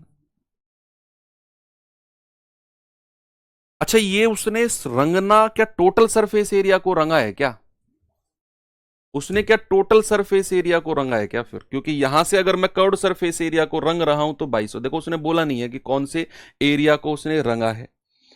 अगर मैं टोटल सरफेस एरिया को रंगता हूं तो फिर कहानी कुछ और होगी, तो फिर कहानी कुछ और होगी। एक बार टोटल सरफेस एरिया देखना कितना आएगा। अगर मैं इसको टोटल सरफेस एरिया को मानता हूं 2200 तो फिर हमारी कहानी कुछ और हो जाएगी। फिर हो जाएगी पाई आर और ब्रैकेट में एल प्लस आर बराबर 2200, अगर टोटल सरफेस एरिया को रंगने की बात आएगी तो फिर हमारा ये हो जाएगा, है ना। कई बार वो मेंशन नहीं करता है सवाल में कि कौन से सरफेस एरिया को रंगा है, तो फिर हमें थोड़ा सा एक दो बार मेहनत करनी पड़ेगी। 22/7 त्रिज्या हमको चाहिए, एल कितना है हमारा? 15 प्लस आर बराबर 2200। तो 22 से पूरा 100 बार जाएगा और ये 7 उधर जाकर 100 में गुणा होगा तो आर और 15 प्लस आर बराबर 700। कितना है बच्चे? 700। अब यहां हम क्या करेंगे? ऑप्शन की हेल्प लेंगे। यहां बच्चे हम ऑप्शन की हेल्प लेंगे भाई। क्या हम ऑप्शन की हेल्प ले सकते हैं? वहां से हमारी त्रिज्या क्या हमको मिल जाएगी? अगर मैं 40 रखता हूं तो 40, 40 और 15 कितना है? 40 और 15 है आपका 55। ये 700 के बराबर नहीं जाएगा।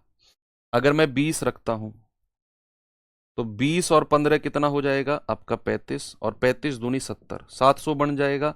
यानी कि बच्चे हमारा जो रेडियस है, हमारी जो त्रिज्या है वो कितनी है? 20 सेंटीमीटर। कितनी है भाई? 20 सेंटीमीटर। फिर हमें ऑप्शन की हेल्प, हाँ ठीक है। तो फिर उसने यहां पर क्या किया है?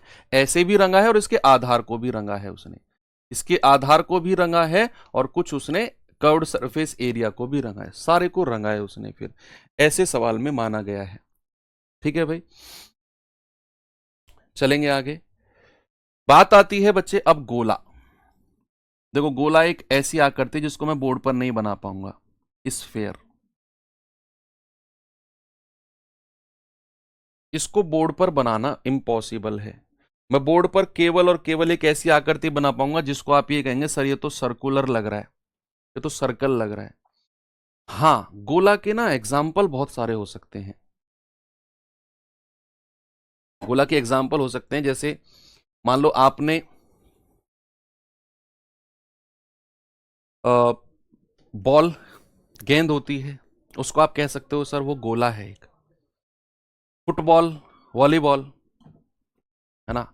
सर्कुलर शेप होती है जो सर्कुलर शेप तो 2D में हम दिखा सकते हैं, 3D में बॉल को दिखाना इम्पॉसिबल है, तो उनको कहते हैं हम गोला, है ना।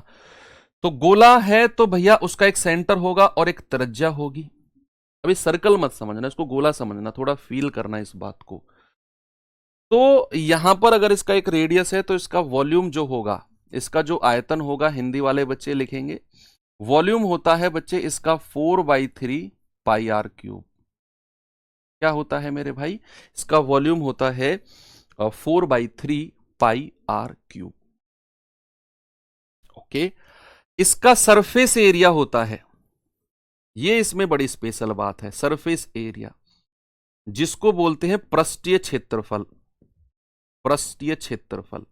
अब यहां पर एक ही क्षेत्रफल होता है, चाहे वक्र पृष्ठ हो, चाहे कुल पृष्ठ हो, चाहे कर्व्ड सरफेस हो, चाहे टोटल सरफेस हो, एक ही होता है एक सरफेस एरिया।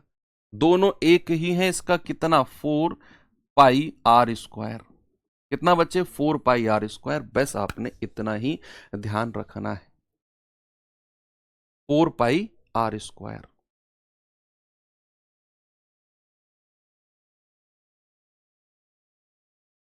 चलो ठीक है, बस यही दो चीजें जो इसमें हैं। एक चीज और है कि मान लो ये कोई हमारा गोला है और ये ना, ये इसके अंदर की लेयर है ना, ये इसके अंदर की लेयर है, ये इसकी मोटाई है ना, थिकनेस जिसको बोलते हैं। मान लो ये x यूनिट की है, x बराबर क्या है? थिकनेस। थिकनेस है ना, कितना ये मोटा है। इसका एक सेंटर होगा r, और ये क्या है? Capital R। तो अगर मैं कैपिटल R में से स्मॉल r माइनस करता हूं तो मुझे थिकनेस मिल जाएगी, मोटाई मिल जाएगी। कितना बच्चे? x। मैं अगर कैपिटल R में से स्मॉल r घटाता हूं तो थिकनेस तो मिलना है ही भैया। यस। अब अगर मैं इसके आयतन की बात करता हूं, मैं बात करता हूं इसके आयतन की, इसका ये वाला आयतन, ये वाला आयतन, है ना। तो मोटाई का आयतन, मोटाई का आयतन, या फिर वॉल्यूम ऑफ थिकनेस,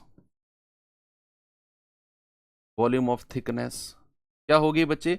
वो होगी 4/3 पाई r³ minus 4/3 pi small r³। या फिर मैं कह सकता हूं 4/3 पाई कॉमन ले लूं और r³ माइनस r³। बस इतना आपने करना है। ऐसे ही सरफेस एरिया, ऐसे ही सरफेस एरिया के बारे में बात होगी। अर्धगोला भी पढ़ेंगे, तसल्ली तो रखो। चलो आते हैं सवाल की तरफ। देखिए बच्चे सवाल को जरा, इसमें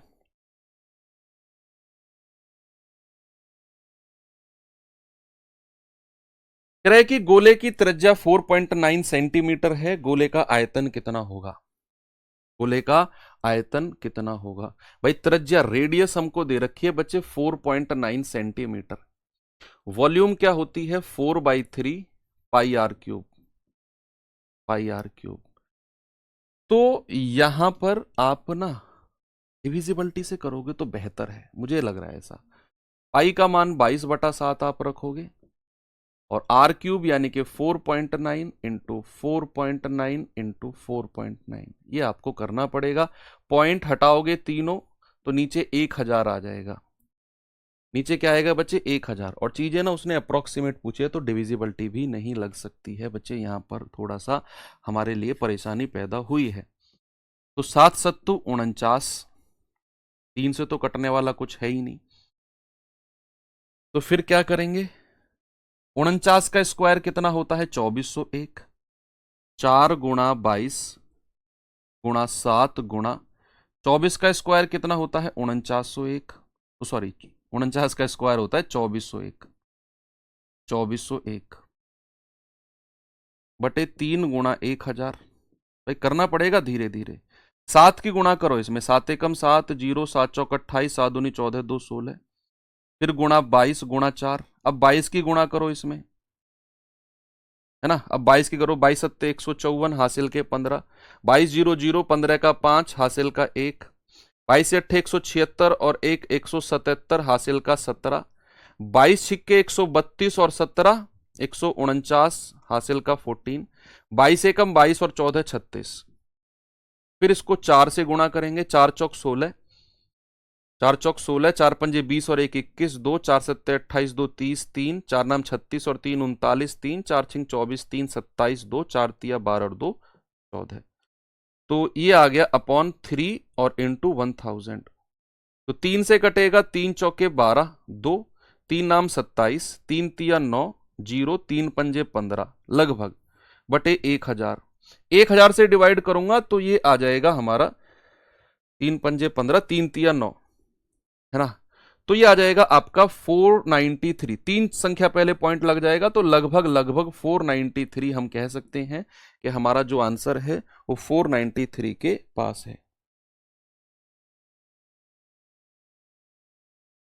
ये आपका बना है। एक जीरो छूट गया, ठीक है।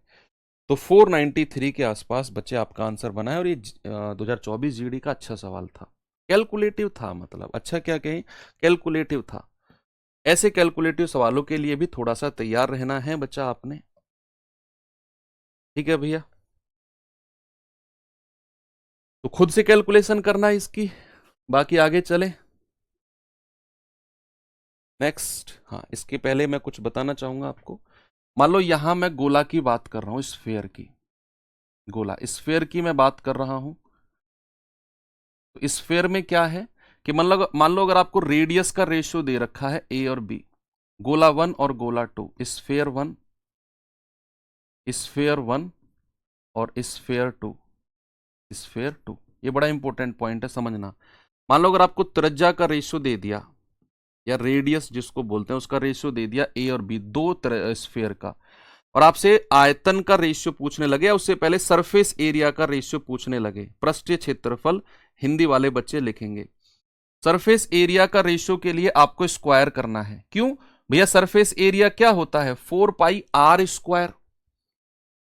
सरफेस एरिया में आर स्क्वायर होता है, तो हम यहां स्क्वायर करेंगे। मान लो अगर आयतन या फिर वॉल्यूम का रेशियो पूछने लगे, तो वॉल्यूम क्या होता है? 4/3 पाई आर क्यूब। तो यहां हम आर का क्यूब करेंगे, ए क्यूब और बी क्यूब। एक तो ये कहानी हो गई। दूसरा क्या है? मान लो आपको दो स्फेयर दे रखे हैं, स्फेयर वन और स्फेयर टू, स्फेयर टू, और आपको ना वॉल्यूम का रेशियो दे दे, आयतन का रेशियो दे दे कि भैया ये एक्स और वाई है। वॉल्यूम का रेशियो दे देगा आपको एक्स और वाई, और आपको त्रिज्या का रेशियो निकालना है, त्रिज्या का, त्रिज्या का। तो आप कैसे निकालेंगे? आप निकालेंगे सर घनमूल करेंगे। क्यों? क्योंकि वॉल्यूम होता है 4/3 पाई आर क्यूब, क्यूब होता है उसमें, और क्यूब से अगर हमें त्रिज्या पे आना है तो हमें घनमूल करना पड़ेगा, घनमूल ऑफ एक्स और घनमूल ऑफ वाई। ठीक है भैया। और बच्चे फिर अगर हमें निकालना है सरफेस एरिया, पृष्ठीय क्षेत्रफल, देखो कई बार सवाल में पता है क्या होगा, सुनो मेरे बच्चे, सामने सुनो, सामने। कई बार क्या होगा, आपको वॉल्यूम का रेशियो दे देगा, आयतन का रेशियो फलाना फलाना है, और सरफेस एरिया पृष्ठीय क्षेत्रफल का रेशियो बताओ। तो उस केस में आपको डायरेक्ट वॉल्यूम से सरफेस एरिया पर नहीं आना है, हमें सर्फ वॉल्यूम से त्रिज्या पे आना है, और फिर त्रिज्या से सरफेस एरिया पर। त्रिज्या का रेशियो ये आ गया, तो सरफेस एरिया का रेशियो क्या करना है? त्रिज्या का स्क्वायर, इसका स्क्वायर, और घनमूल ऑफ वाई का स्क्वायर। ये आपने करना है।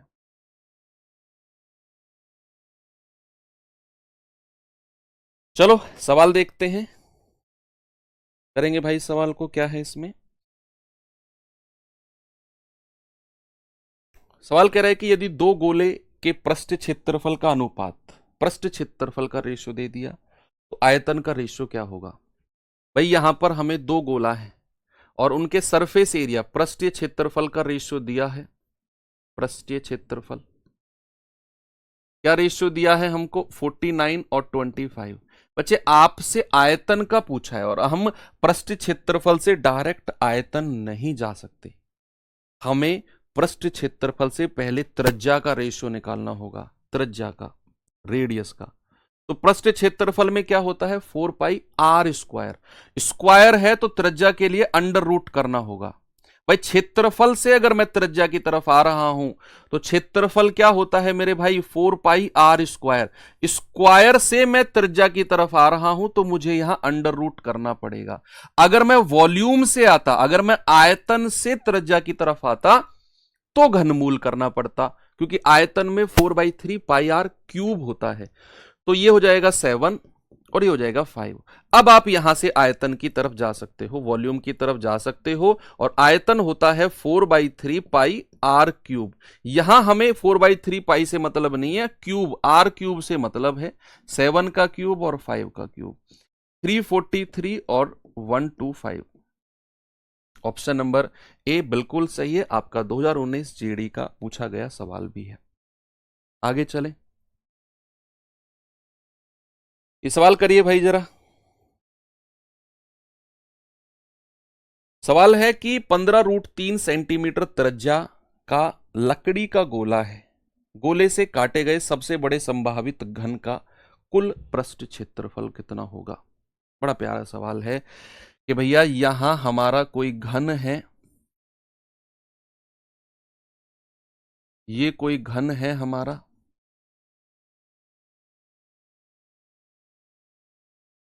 अब कह रहा है इसमें गोला रखा हुआ है, गेंद इसमें रखी हुई है। बच्चे ये गेंद इसमें रखी हुई है। अब मैंने आपको बताया भी था जब घन में पढ़ा रहा था, आपको याद करो कि घन में जो बॉल रखी जाती है उसकी जो इसकी वर्ग सॉरी कह रहा हूं घन की भुजा है ए, सारी भुजा बराबर होती हैं भैया, इसके डायामीटर के बराबर होगी, इसके डायामीटर के। और डायामीटर क्या होता है 2r बराबर ए, तो r कितना हो जाएगा a/2। ये मैंने आपको घन के केस में बताया था, याद करो। तो सवाल कह रहा है कि उसका कुल पृष्ठ क्षेत्रफल कितना है। त्रिज्या कितनी है, त्रिज्या है इतनी, त्रिज्या इतनी है। तो क्या मैं यहां से इसको ना लिखूं, क्या मैं इसको डायरेक्ट कह सकता हूं 2r बराबर ए। त्रिज्या रख दो यहां से, तो a कितना हो जाएगा 2 गुणा 15√3, तो 15 दूनी 30√3।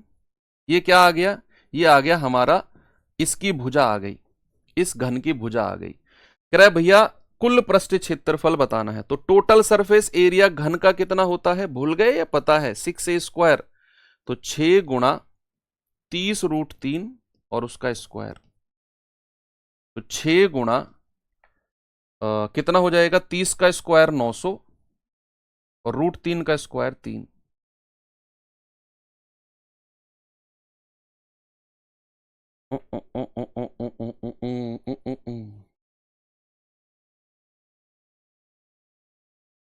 ठीक है,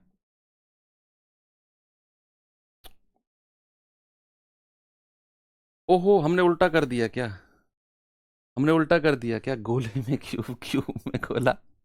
चलो ठीक है, एक सवाल ये भी मान लो आप, एक सवाल ये भी मान लो। तो अगर ऐसा सवाल होगा फिर चलो रफ करके दोबारा करना ही है, तो ना हम उसको भी कर लेंगे, उसको भी कर लेंगे। अभी फिलहाल आप इसको भी एक बार मान लो। 6×18 निम्मा 100, 6×18 निम्मा 162। अगर ऐसा आएगा तो 16,200, अगर ये कंडीशन बनी। चलो हम दूसरी कंडीशन को भी, इसको आप लिख लो, इसको लिख लो आप, घन में गोला स्फेयर इन क्यूब, स्फेयर इन क्यूब। उसने क्या बोला है, गोले में काटे गए सबसे संभावित घन, उसको मैं अब अगले सवाल की तरफ लेकर चलूंगा। ये आप नोट्स में मत लिखना है ना, ये नोट्स में मत लिखना, इसको ऐसे ही रहने दो। आगे हम रफ कर रहा हूं मैं, और उसको थोड़ा सा आपने देखना है। ये मैं रफ कर रहा हूं यहां, ये है हमारा असली सवाल। सॉरी, ये असली सवाल है। कोई गोला है, उसमें से मैक्सिमम साइज का घन निकालना है। तो ये भी मैंने आपको बताया है, हालांकि ये भी बताया आपको पता होगा कि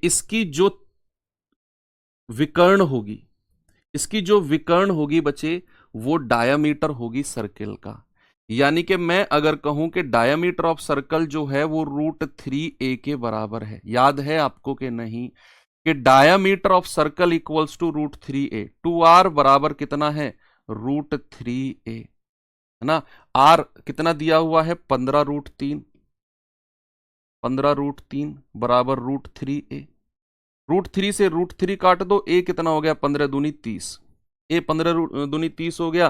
तो टोटल सरफेस एरिया 6a² होता है, 6 गुणा 30 का स्क्वायर, यानी कि 6 गुणा 30 का स्क्वायर 900, 6 निम्मा 5400। इस सवाल का जवाब तो 5400 है। अगर ऐसा बनेगा, चलो ठीक है, गलती से भी हमने एक और सवाल अच्छा सीख लिया, कि इनकेस अगर ये सवाल बना तो आंसर 16,200, और अगर ये सवाल बना तो आंसर 5400। देखा, कौन कहता है थॉमस अल्वा एडिसन ने कितने 10,000 या 1,000 जितने भी थे उतने एक्सपेरिमेंट फेल किए? पूछा गया था ना इंटरव्यू में। उनके बारे में आप क्या कहना चाहोगे? कौन कहता है मैंने वो एक्सपेरिमेंट फेल किए? मैंने तो 1,000 ऐसे नए तरीके सीखे जिनसे बल्ब नहीं बन सकता है ना। तो गलत कुछ नहीं होता है, ये तो गलती छुपाने का मेरा एक तरीका है। एनीवे, चलते हैं सवाल की तरफ। कह रहे यदि 15 सेंटीमीटर व्यास वाला एक ठोस गोला 125 एक समान छोटे गोले बनाए जाते हैं तो प्रत्येक छोटे गोले का पृष्ठ क्षेत्रफल क्या होगा? बच्चे, कल हम लोगों ने एक चीज देखी थी कि एक चीज को पिघलाकर अगर दूसरे में ढाला जाता है तो आयतन बराबर होता है, क्या होता है बच्चे? वॉल्यूम बराबर होता है।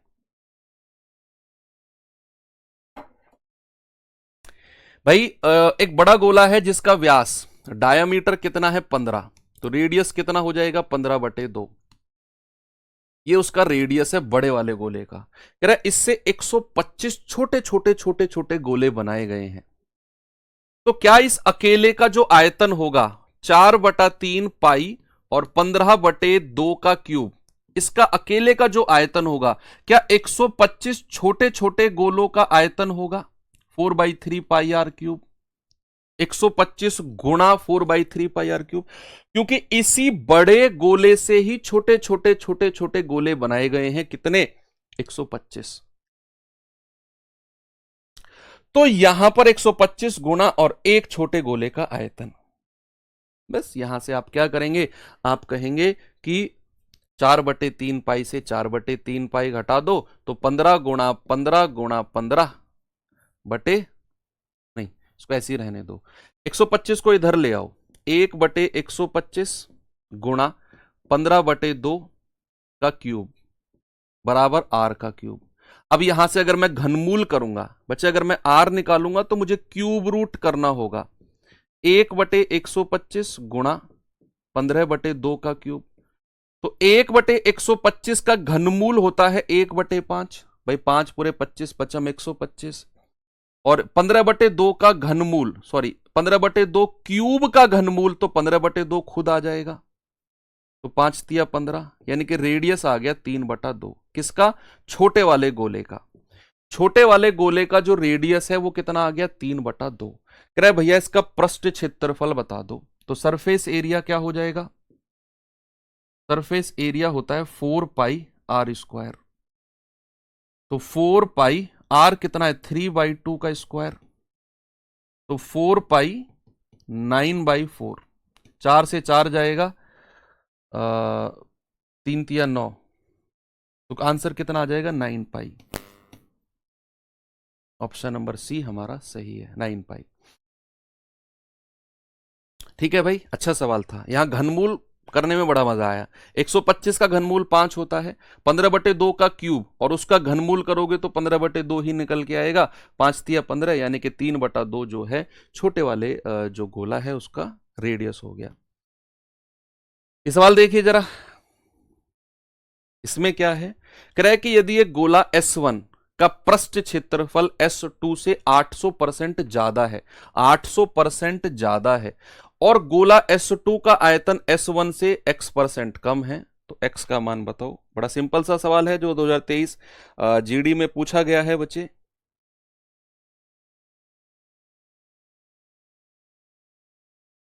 चलो, कह रहा है ये S1 यहां मैं रखता हूं, यहां S2 रखता हूं, है ना भाई। तो पृष्ठ क्षेत्रफल सरफेस एरिया की बात हो रही है, पृष्ठीय क्षेत्रफल की बात हो रही है। तो अगर मैं पृष्ठीय क्षेत्रफल की बात करता हूं बच्चा, तो उसने बोला है अगर S1 का पृष्ठ क्षेत्रफल S2 से, S2 अगर मैं 100 मानता हूं तो ये 800% ज्यादा, 100 में 800 जोड़ेंगे तो ये 900 हो जाएगा। 2 जीरो से 2 जीरो खत्म, पृष्ठीय क्षेत्रफल का रेशियो आ गया 9:1, 800% ज्यादा है ना। तो कह रहा है कि ये तो सरफेस एरिया का है, उसने आयतन के बारे में पूछा है, S2 का आयतन S1 से। तो सबसे पहले तो यहां से त्रिज्या निकालते हैं। मैंने आपको बोला कि हम डायरेक्ट आयतन पे नहीं जा सकते। अगर आपको आयतन से सरफेस एरिया पर जाना है तो पहले त्रिज्या पे आना होगा, फिर सरफेस एरिया। आपको सरफेस एरिया से आयतन पे जाना है तो पहले त्रिज्या पे आना होगा, फिर आयतन, है ना। ऐसे बीच में ऐसे घूम के प्रॉपर थ्रू प्रॉपर चैनल। तो उसके लिए अंडर रूट करना है क्योंकि सरफेस एरिया में स्क्वायर होता है।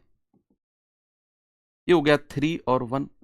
फिर हम इससे जाएंगे आयतन की तरफ, और आयतन क्या हो जाएगा बच्चे, क्यूब करते हैं त्रिज्या का, ये हो जाएगा 27 और 1। अब उसने क्या बोला है, उसने बोला है कि S2 का आयतन S1 से x% कम है। तो भाई 27 से कितना कम है सर, 26 कम है। तो प्रतिशत कमी निकालनी है तो 26/27 गुणा 100, ये लगभग 100% के आसपास जाएगा, 100% से थोड़ा सा कम, है ना भाई। ये 26 है, ये 27 है, तो हमारा आएगा 2600/27%। 100% से थोड़ा सा कम रहेगा, ये भी नहीं है, ये भी नहीं है, ये भी नहीं है। 96.29 आप करके देख लेना, 100% से थोड़ा सा कम रहेगा, बस वो 96% के आसपास ही है। कुछ चीजें ना हमें थोड़ा सा आइडिया से भी करनी होती हैं।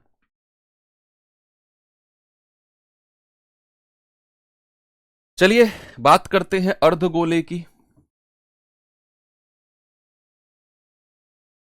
अर्धगोला यानी कि हेमिस्फेयर, इसके बच्चे हेमिस्फेयर की बात करते हैं। अर्धगोला होता है कुछ इस तरीके, ये आपको दिख सकता है 3D में। अर्धगोला यानी कि आपने क्या किया है, एक गोले को ना, आपने एक गोले को बीच में से काट दिया है। ये हमारा अर्धगोले, दो अर्धगोले बन गए हमारे। क्या हुए, हमारे दो अर्धगोले बन गए, एक ये और एक नीचे वाला, इस तरीके से, है ना। हेमिस्फेयर, आपने स्फेयर लिया, एक बॉल ली, कच्चा बीच में से काट दिया उसको, तो जो बना है वो अर्धगोला। जिस, एक अर्धगोला मतलब एक कटोरा जिसमें आप चाय पीते हो भर के ऊपर तक, वो होता है हमारा अर्धगोला, है ना। इसका एक रेडियस होता है, इसका क्या होता है बच्चे, रेडियस। अगर मैं इसके आयतन की बात करता हूं, इसके वॉल्यूम की बात करता हूं, तो आयतन होता है इसका, उसका आधा होता है, स्फेयर का आधा, स्फेयर का आधा 4/3 पाई आर क्यूब है, आधा करेंगे तो 2/3 पाई आर क्यूब। अगर मैं इसके, इसमें दो सरफेस एरिया होते हैं, इसमें दो होते हैं बच्चे, वक्र पृष्ठीय क्षेत्रफल, वक्र पृष्ठीय क्षेत्रफल, कर्व्ड सरफेस एरिया, ये होता है इसका 2πr², है ना, उसका स्फेयर का आधा। और एक होता है टोटल सरफेस एरिया, संपूर्ण पृष्ठीय क्षेत्रफल, संपूर्ण पृष्ठीय क्षेत्रफल, टोटल सरफेस एरिया। तो टोटल सरफेस एरिया क्या होगा, आपने 2πr² में ये ऊपर का जो नया सरफेस बना है ना, जो हमारा वृत्ताकार शेप का है, πr², ये वाला और ऐड करेंगे, 2πr² प्लस πr² कितना, 3πr²। भाई 2πr² तो ये है ही है, स्फेयर का आधा। अब यहां हेमिस्फेयर में ना एक हमारा नया सरफेस और जुड़ गया है, जैसे हमने काटा ना तो सर्कुलर ऊपर वाला और जुड़ गया है, तो हो जाएगा 3πr²। अब यहां एक चीज और है, जरा कटोरा देखते हैं, खोखला अर्धगोला जिसको बोलते हैं, कुछ इस टाइप का, है ना भाई। ये इसका रेडियस r होता है, ये इसका कैपिटल R होता है। अगर मैं थिकनेस की बात करता हूं, ये वाली थिकनेस जिसको x मानते हैं, थिकनेस, एक्स क्या हो जाएगा, आपने कैपिटल आर में से स्मॉल आर माइनस करना है। ये होता है हमारा थिकनेस, मोटाई, है ना। आयतन तो फिर आप आराम से निकाल सकते हो, थिकनेस का आयतन, थिकनेस तक ही रखो, आयतन तो फिर r cube minus small r cube वो बन ही जाएगा। सवाल पे चलते हैं, जरा एक बार देखेंगे सवाल को।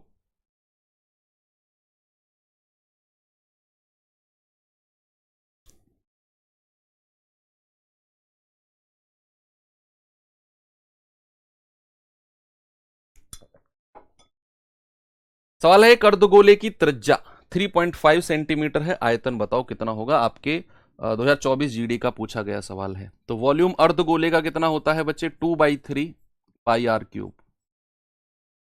तो 2/3 पाई का मान कितना है 22/7 और आर कितना है 3.5। बच्चे जब भी ऐसी आपको वैल्यू मिले ना 3.5 4.5 5.5, इनको ना फ्रैक्शन में लिख लिया करो। 3.5 है, 3 का डबल करो 6, 1 जोड़ो 7, 7/2 लिख सकते हैं इसको। या फिर आप ऐसे कर सकते हो, पॉइंट हटाया बटे 10, 5 दूनी 10, 5 सत्ते 35, ऐसे भी आप लिख सकते हो। नहीं तो आपने क्या करना है, आपने 3.5 का डबल करना है, कितना 7, कितना होता है 7, और बटा 2 कर दो बस।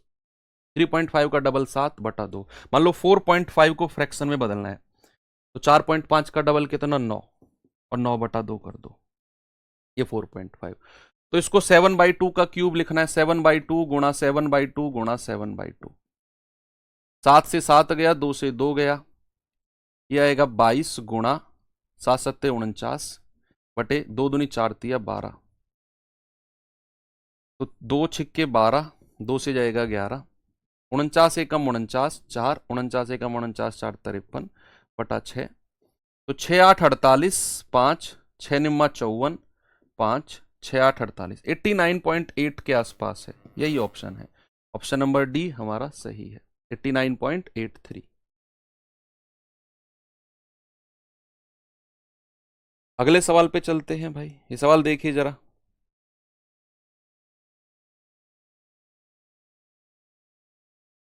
कह रहा है किसी ठोस अर्धगोले का संपूर्ण पृष्ठ क्षेत्रफल, संपूर्ण, देखो अर्धगोले में दो सरफेस एरिया होते हैं, एक तो वक्र 2πr² और एक संपूर्ण 3πr²। संपूर्ण दिया हुआ है, यानी कि 3πr² आपको दिया हुआ है, कितना 108 पाई। पाई से पाई उड़ा दो, 3 से जाएगा 36 बार, तो यहां से r कितना हो जाएगा √36, है ना, r² है ये, तो ये हो जाएगा 6, r बराबर 6। आयतन वॉल्यूम पूछा है 2/3 पाई आर क्यूब, पाई को पाई रखा है ना उसने, चलो देख लेते हैं। 2/3 पाई आर क्यूब यानी कि 6 का क्यूब, ये हो जाएगा 2/3 पाई, और 6 का क्यूब होता है बच्चे 216। 3 से जाएगा 3 सत्ते 21, 3 दूनी 6, और 72 दूनी 144।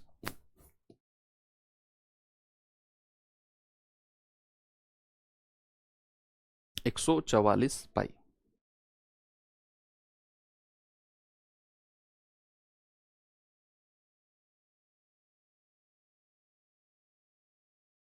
देखेंगे जरा। सवाल करें, एक अर्धगोलाकार कटोरा मोटे स्टील का बना हुआ है, जिसकी मोटाई 0.5 सेंटीमीटर है। ओके, कटोरे का बाहरी व्यास 43 है, तो कटोरे का आयतन क्या होगा। आपका जीडी 2023 का बेस्ट क्वेश्चन पूछा गया है। देखते हैं जरा क्या है इसमें। भाई ये कोई गोला है और ये मोटे स्टील से बना हुआ है, मोटे स्टील से। तो मोटे स्टील से बना हुआ है बच्चा, इसका बाहरी व्यास, बाहरी व्यास इसको मैं कैपिटल आर मानता हूं। आपको बाहरी व्यास दिया हुआ है 43, ये बाहरी व्यास है बच्चे।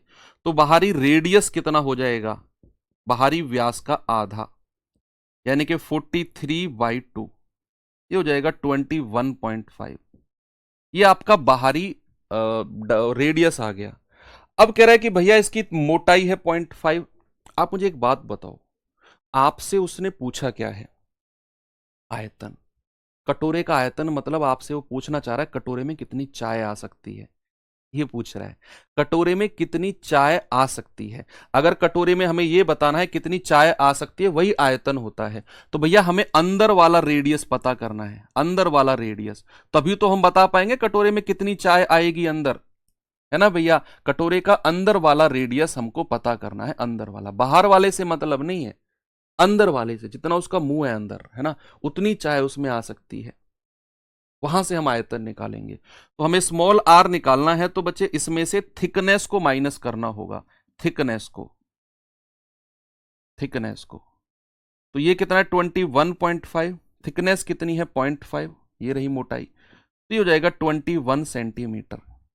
ये स्मॉल आर है, बस वॉल्यूम आप निकाल दो, 1/3 कह रहा हूं, 2/3 पाई आर क्यूब।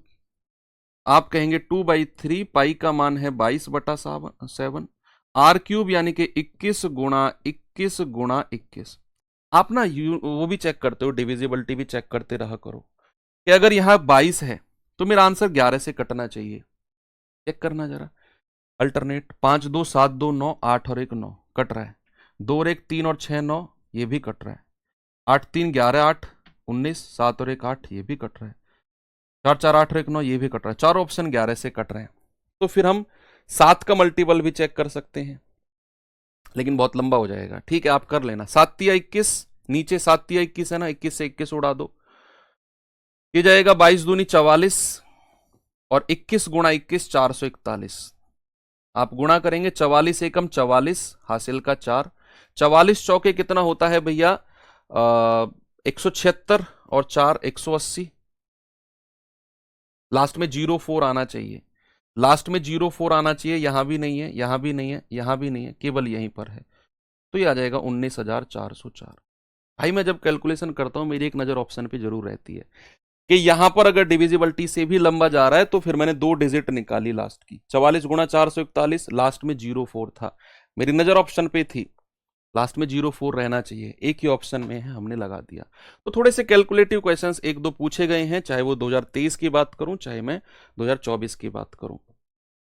ये सवाल देखिए जरा,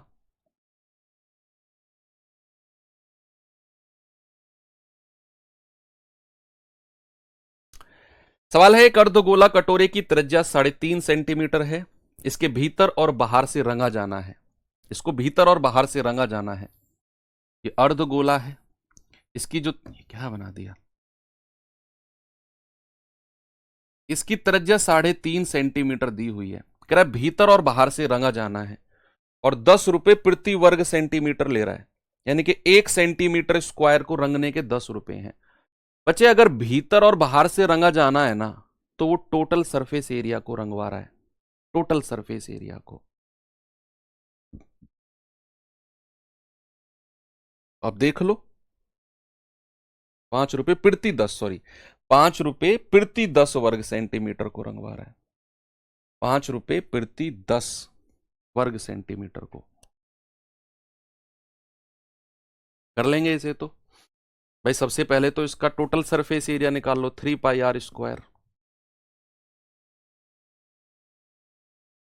डबल करना है क्या,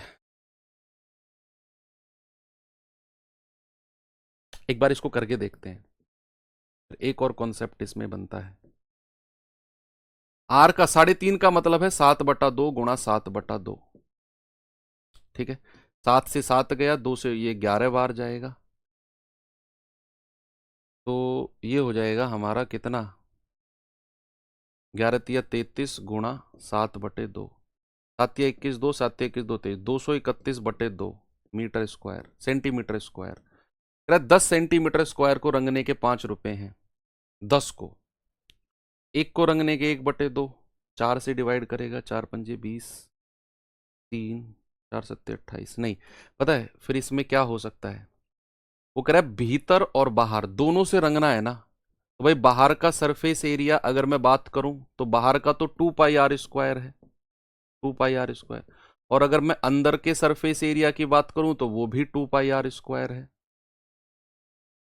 तो फिर तो ये 4πr² बन गया। अगर मैं बाहर से रंगने की बात करूं तो 2πr², अंदर से रंगने की बात करूं तो अगेन 2πr², दोनों तरफ से रंग रहा है ना इसको, यहां से भी यहां से भी, तो 2 पाई r² प्लस 2 पाई r², 4 पाई r², 4 × 22/7 इंटू r², यानी कि 7/2 गुणा 7/2। ये वो कहना चाह रहा है। तो ये इसका सरफेस एरिया आ गया, बाहर से रंगने वाला और अंदर से रंगने वाला। अब कह रहा है कि 5 रुपए लेता है 10 सेंटीमीटर स्क्वायर को रंगने के। 10 सेंटीमीटर स्क्वायर को रंगने के 5 रुपए। तो 1 सेंटीमीटर स्क्वायर को रंगने के कितने बच्चे? 5/10, यानी कि 1/2 रुपए। तो 1 सेंटीमीटर स्क्वायर को रंगने के 5/2 रुपए।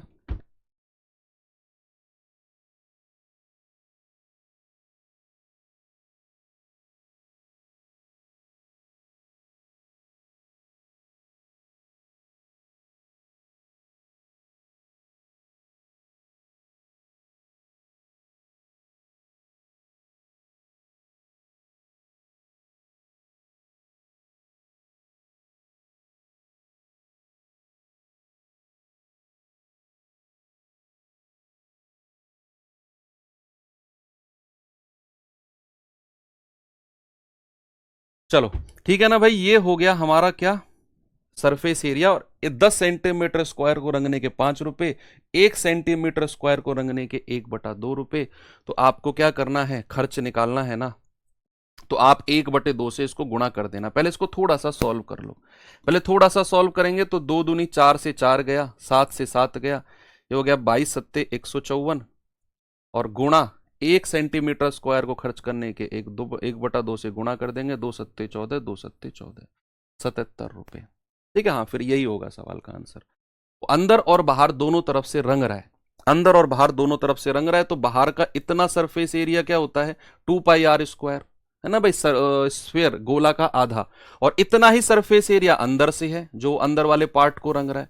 तो 2 पाई r² प्लस 2 पाई r², यानी कि 4 पाई r², 154। कह रहा 10 वर्ग सेंटीमीटर को रंगने के 5 रुपए, एक को रंगने के 1/2 रुपए, तो 1/2 से गुणा कर दिया, 77 रुपए आ गया। ठीक है, चलो अब हमारा लास्ट टॉपिक बचा है क्या, पॉलीगन। बहुत छोटा सा है, 10 मिनट का आपका टाइम लूंगा। पॉलीगन 2-3 फॉर्मूले लिखवाने हैं बस, और कुछ नहीं है। बहुभुज, पॉलीगन क्या होता है बच्चे? अगर मैं पॉलीगन के बारे में 2 मिनट आपसे डिस्कशन करना चाहूं तो पॉलीगन होता है ऐसी आकृति जिसकी कितनी भी भुजा हो सकती हैं। स्टार्टिंग अगर हम करें ट्रायंगल से, अगर मैं आपसे कहूं ट्रायंगल एक पॉलीगन है, यस पॉलीगन है। अगर मैं कहूं क्वाड्रिलेटरल एक पॉलीगन है, यस पॉलीगन है। हमने तो ट्रायंगल और क्वाड्रिलेटरल के बारे में ही पढ़ा। अगर मैं कहूं पंचभुज, 5 भुजाओं वाली कोई आकृति भी होती है क्या? सर भाई साहब कितनी भुजाओं की आकृति बनवा लो तुम, ये 5 भुजाओं वाली। 6 भुजाओं वाली आकृति कहोगे तो 6 भुजाओं वाली आकृति, हेक्सागन जिसको बोलते हैं, ये सब हमारे पॉलीगन्स होते हैं। क्या होते हैं? पॉलीगन्स होते हैं। तो पॉलीगन्स के कुछ फॉर्मूले होते हैं बच्चे, क्या होते हैं? अगर आप में से बहुत सारे लोग जानते होंगे, अगर मैं सबसे बात करूं, आंतरिक कोण, आंतरिक कोण, आंतरिक कोण, इंटीरियर एंगल, कोई बताएगा इसका आंसर जल्दी से? इंटीरियर एंगल, यानी कि यहां दो चीज बनती हैं, यहां हमारी दो चीज बनती हैं कि ईच इंटीरियर एंगल, दो चीज बनती है हमारी, प्रत्येक आंतरिक कोण, प्रत्येक आंतरिक कोण, प्रत्येक आंतरिक कोण, ये होता है ईच इंटीरियर एंगल। और एक होता है आंतरिक कोण का योग, आंतरिक कोण का योग, सम ऑफ इंटीरियर एंगल्स। दो फॉर्मूले बनते हैं, सम ऑफ इंटीरियर एंगल्स। एक होता है ईच इंटीरियर एंगल, एक होता है सम ऑफ इंटीरियर एंगल्स। अगर मैं बात करूं सम ऑफ इंटीरियर एंगल्स की, तो बच्चे ये होता है n minus n into, sorry n-2 into 180, n-2 into 180 degree. ये होता है sum of interior angles n-2 into 180 degree, और ईच इंटीरियर एंगल होता है n-2 इंटू 180 बाई n से हम डिवाइड कर देते हैं, n-2 इंटू 180 बाई n। अगर मैं बात करूं बच्चे बाह्य कोण की, यहीं पर बाह्य कोण की भी थोड़ी सी बात होती है। आंतरिक कोण के दो फॉर्मूले बाह्य कोण के। अगर मैं बात करता हूं बाह्य कोण की, कोई बताएगा मुझे? बाह्य कोण यानी कि एक्सटीरियर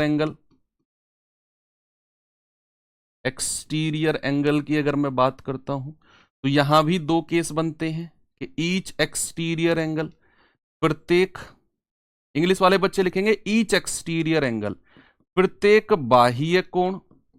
हालांकि ये ज्योमेट्री का पार्ट है लेकिन कई बार पूछ लेता है एग्जामिनर, इसलिए मैं करवा रहा हूं, ये ज्योमेट्री का पार्ट है। नहीं तो एक होता है बाह्य कोण का योग, बाह्य कोण का योग, सम ऑफ एक्सटीरियर एंगल। ये होता है बच्चे बाह्य कोण का योग होता है 360 डिग्री, और ईच एक्सटीरियर एंगल होता है 360 बटा n। ईच एक्सटीरियर एंगल होता है 360 बटा n। चार फॉर्मूले तो ये हो गए। अब आता है हमारा एक और फॉर्मूला, 5 फॉर्मूले हैं पॉलीगन में, बस एक आता है हमारा 5वां फॉर्मूला, यहीं पर मैं लिख देता हूं, विकर्णों की संख्या, विकर्ण की संख्या, number of diagonals, number of diagonals,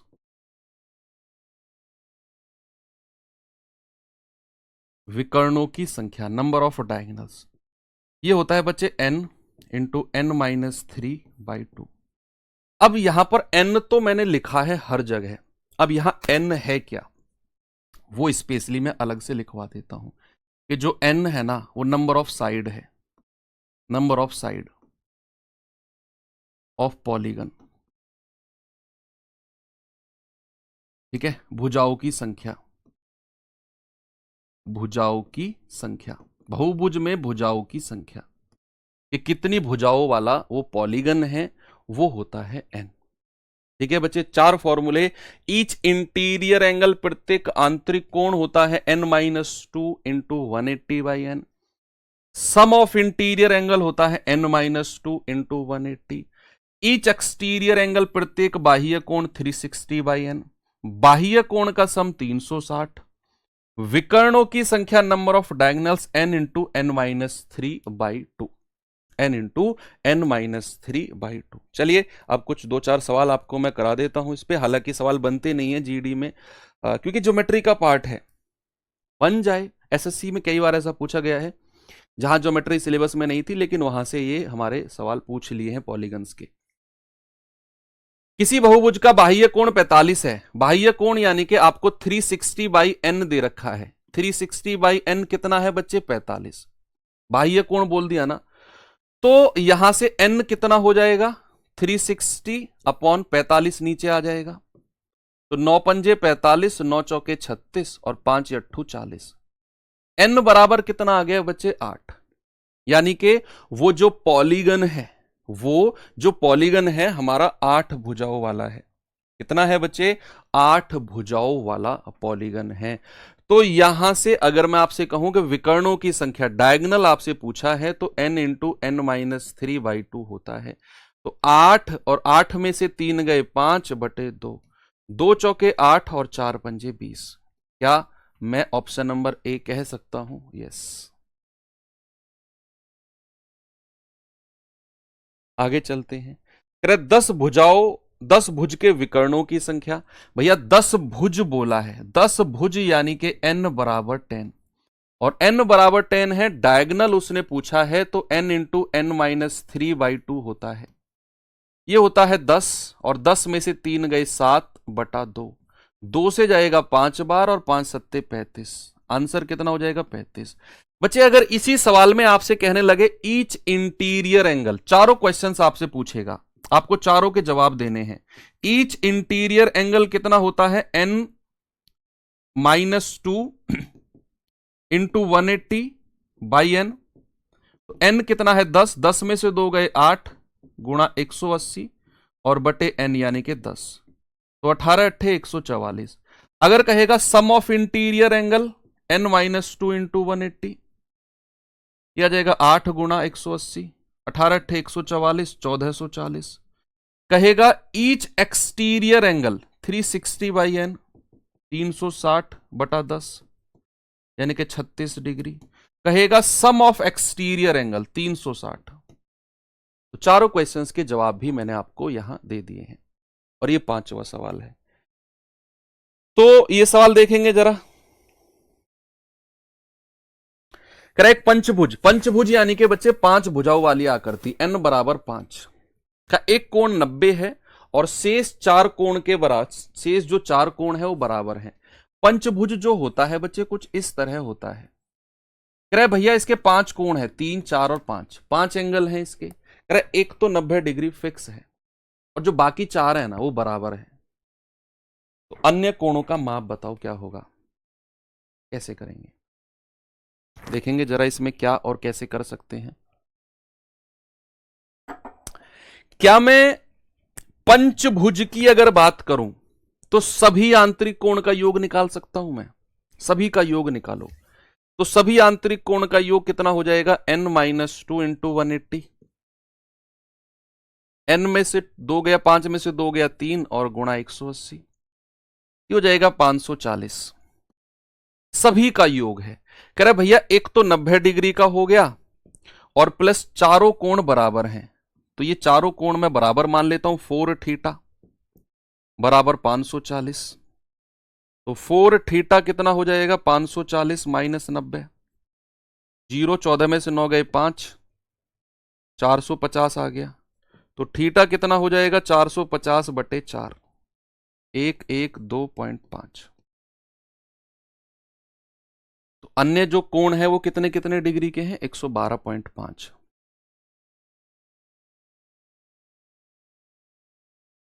ये सवाल करिए जरा।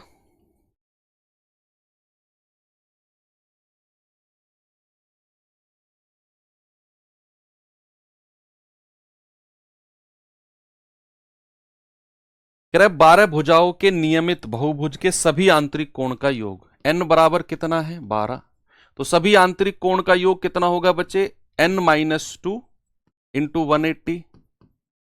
तो n में से 12 में से 2 गया 10, 10 गुणा 180 यानी कि 1800 डिग्री। करेक्ट, सम बहुभुज में शीर्ष पर बाह्य और आंतरिक कोण के बीच डिफरेंस 144 है। तो भुजाओं की संख्या बताओ।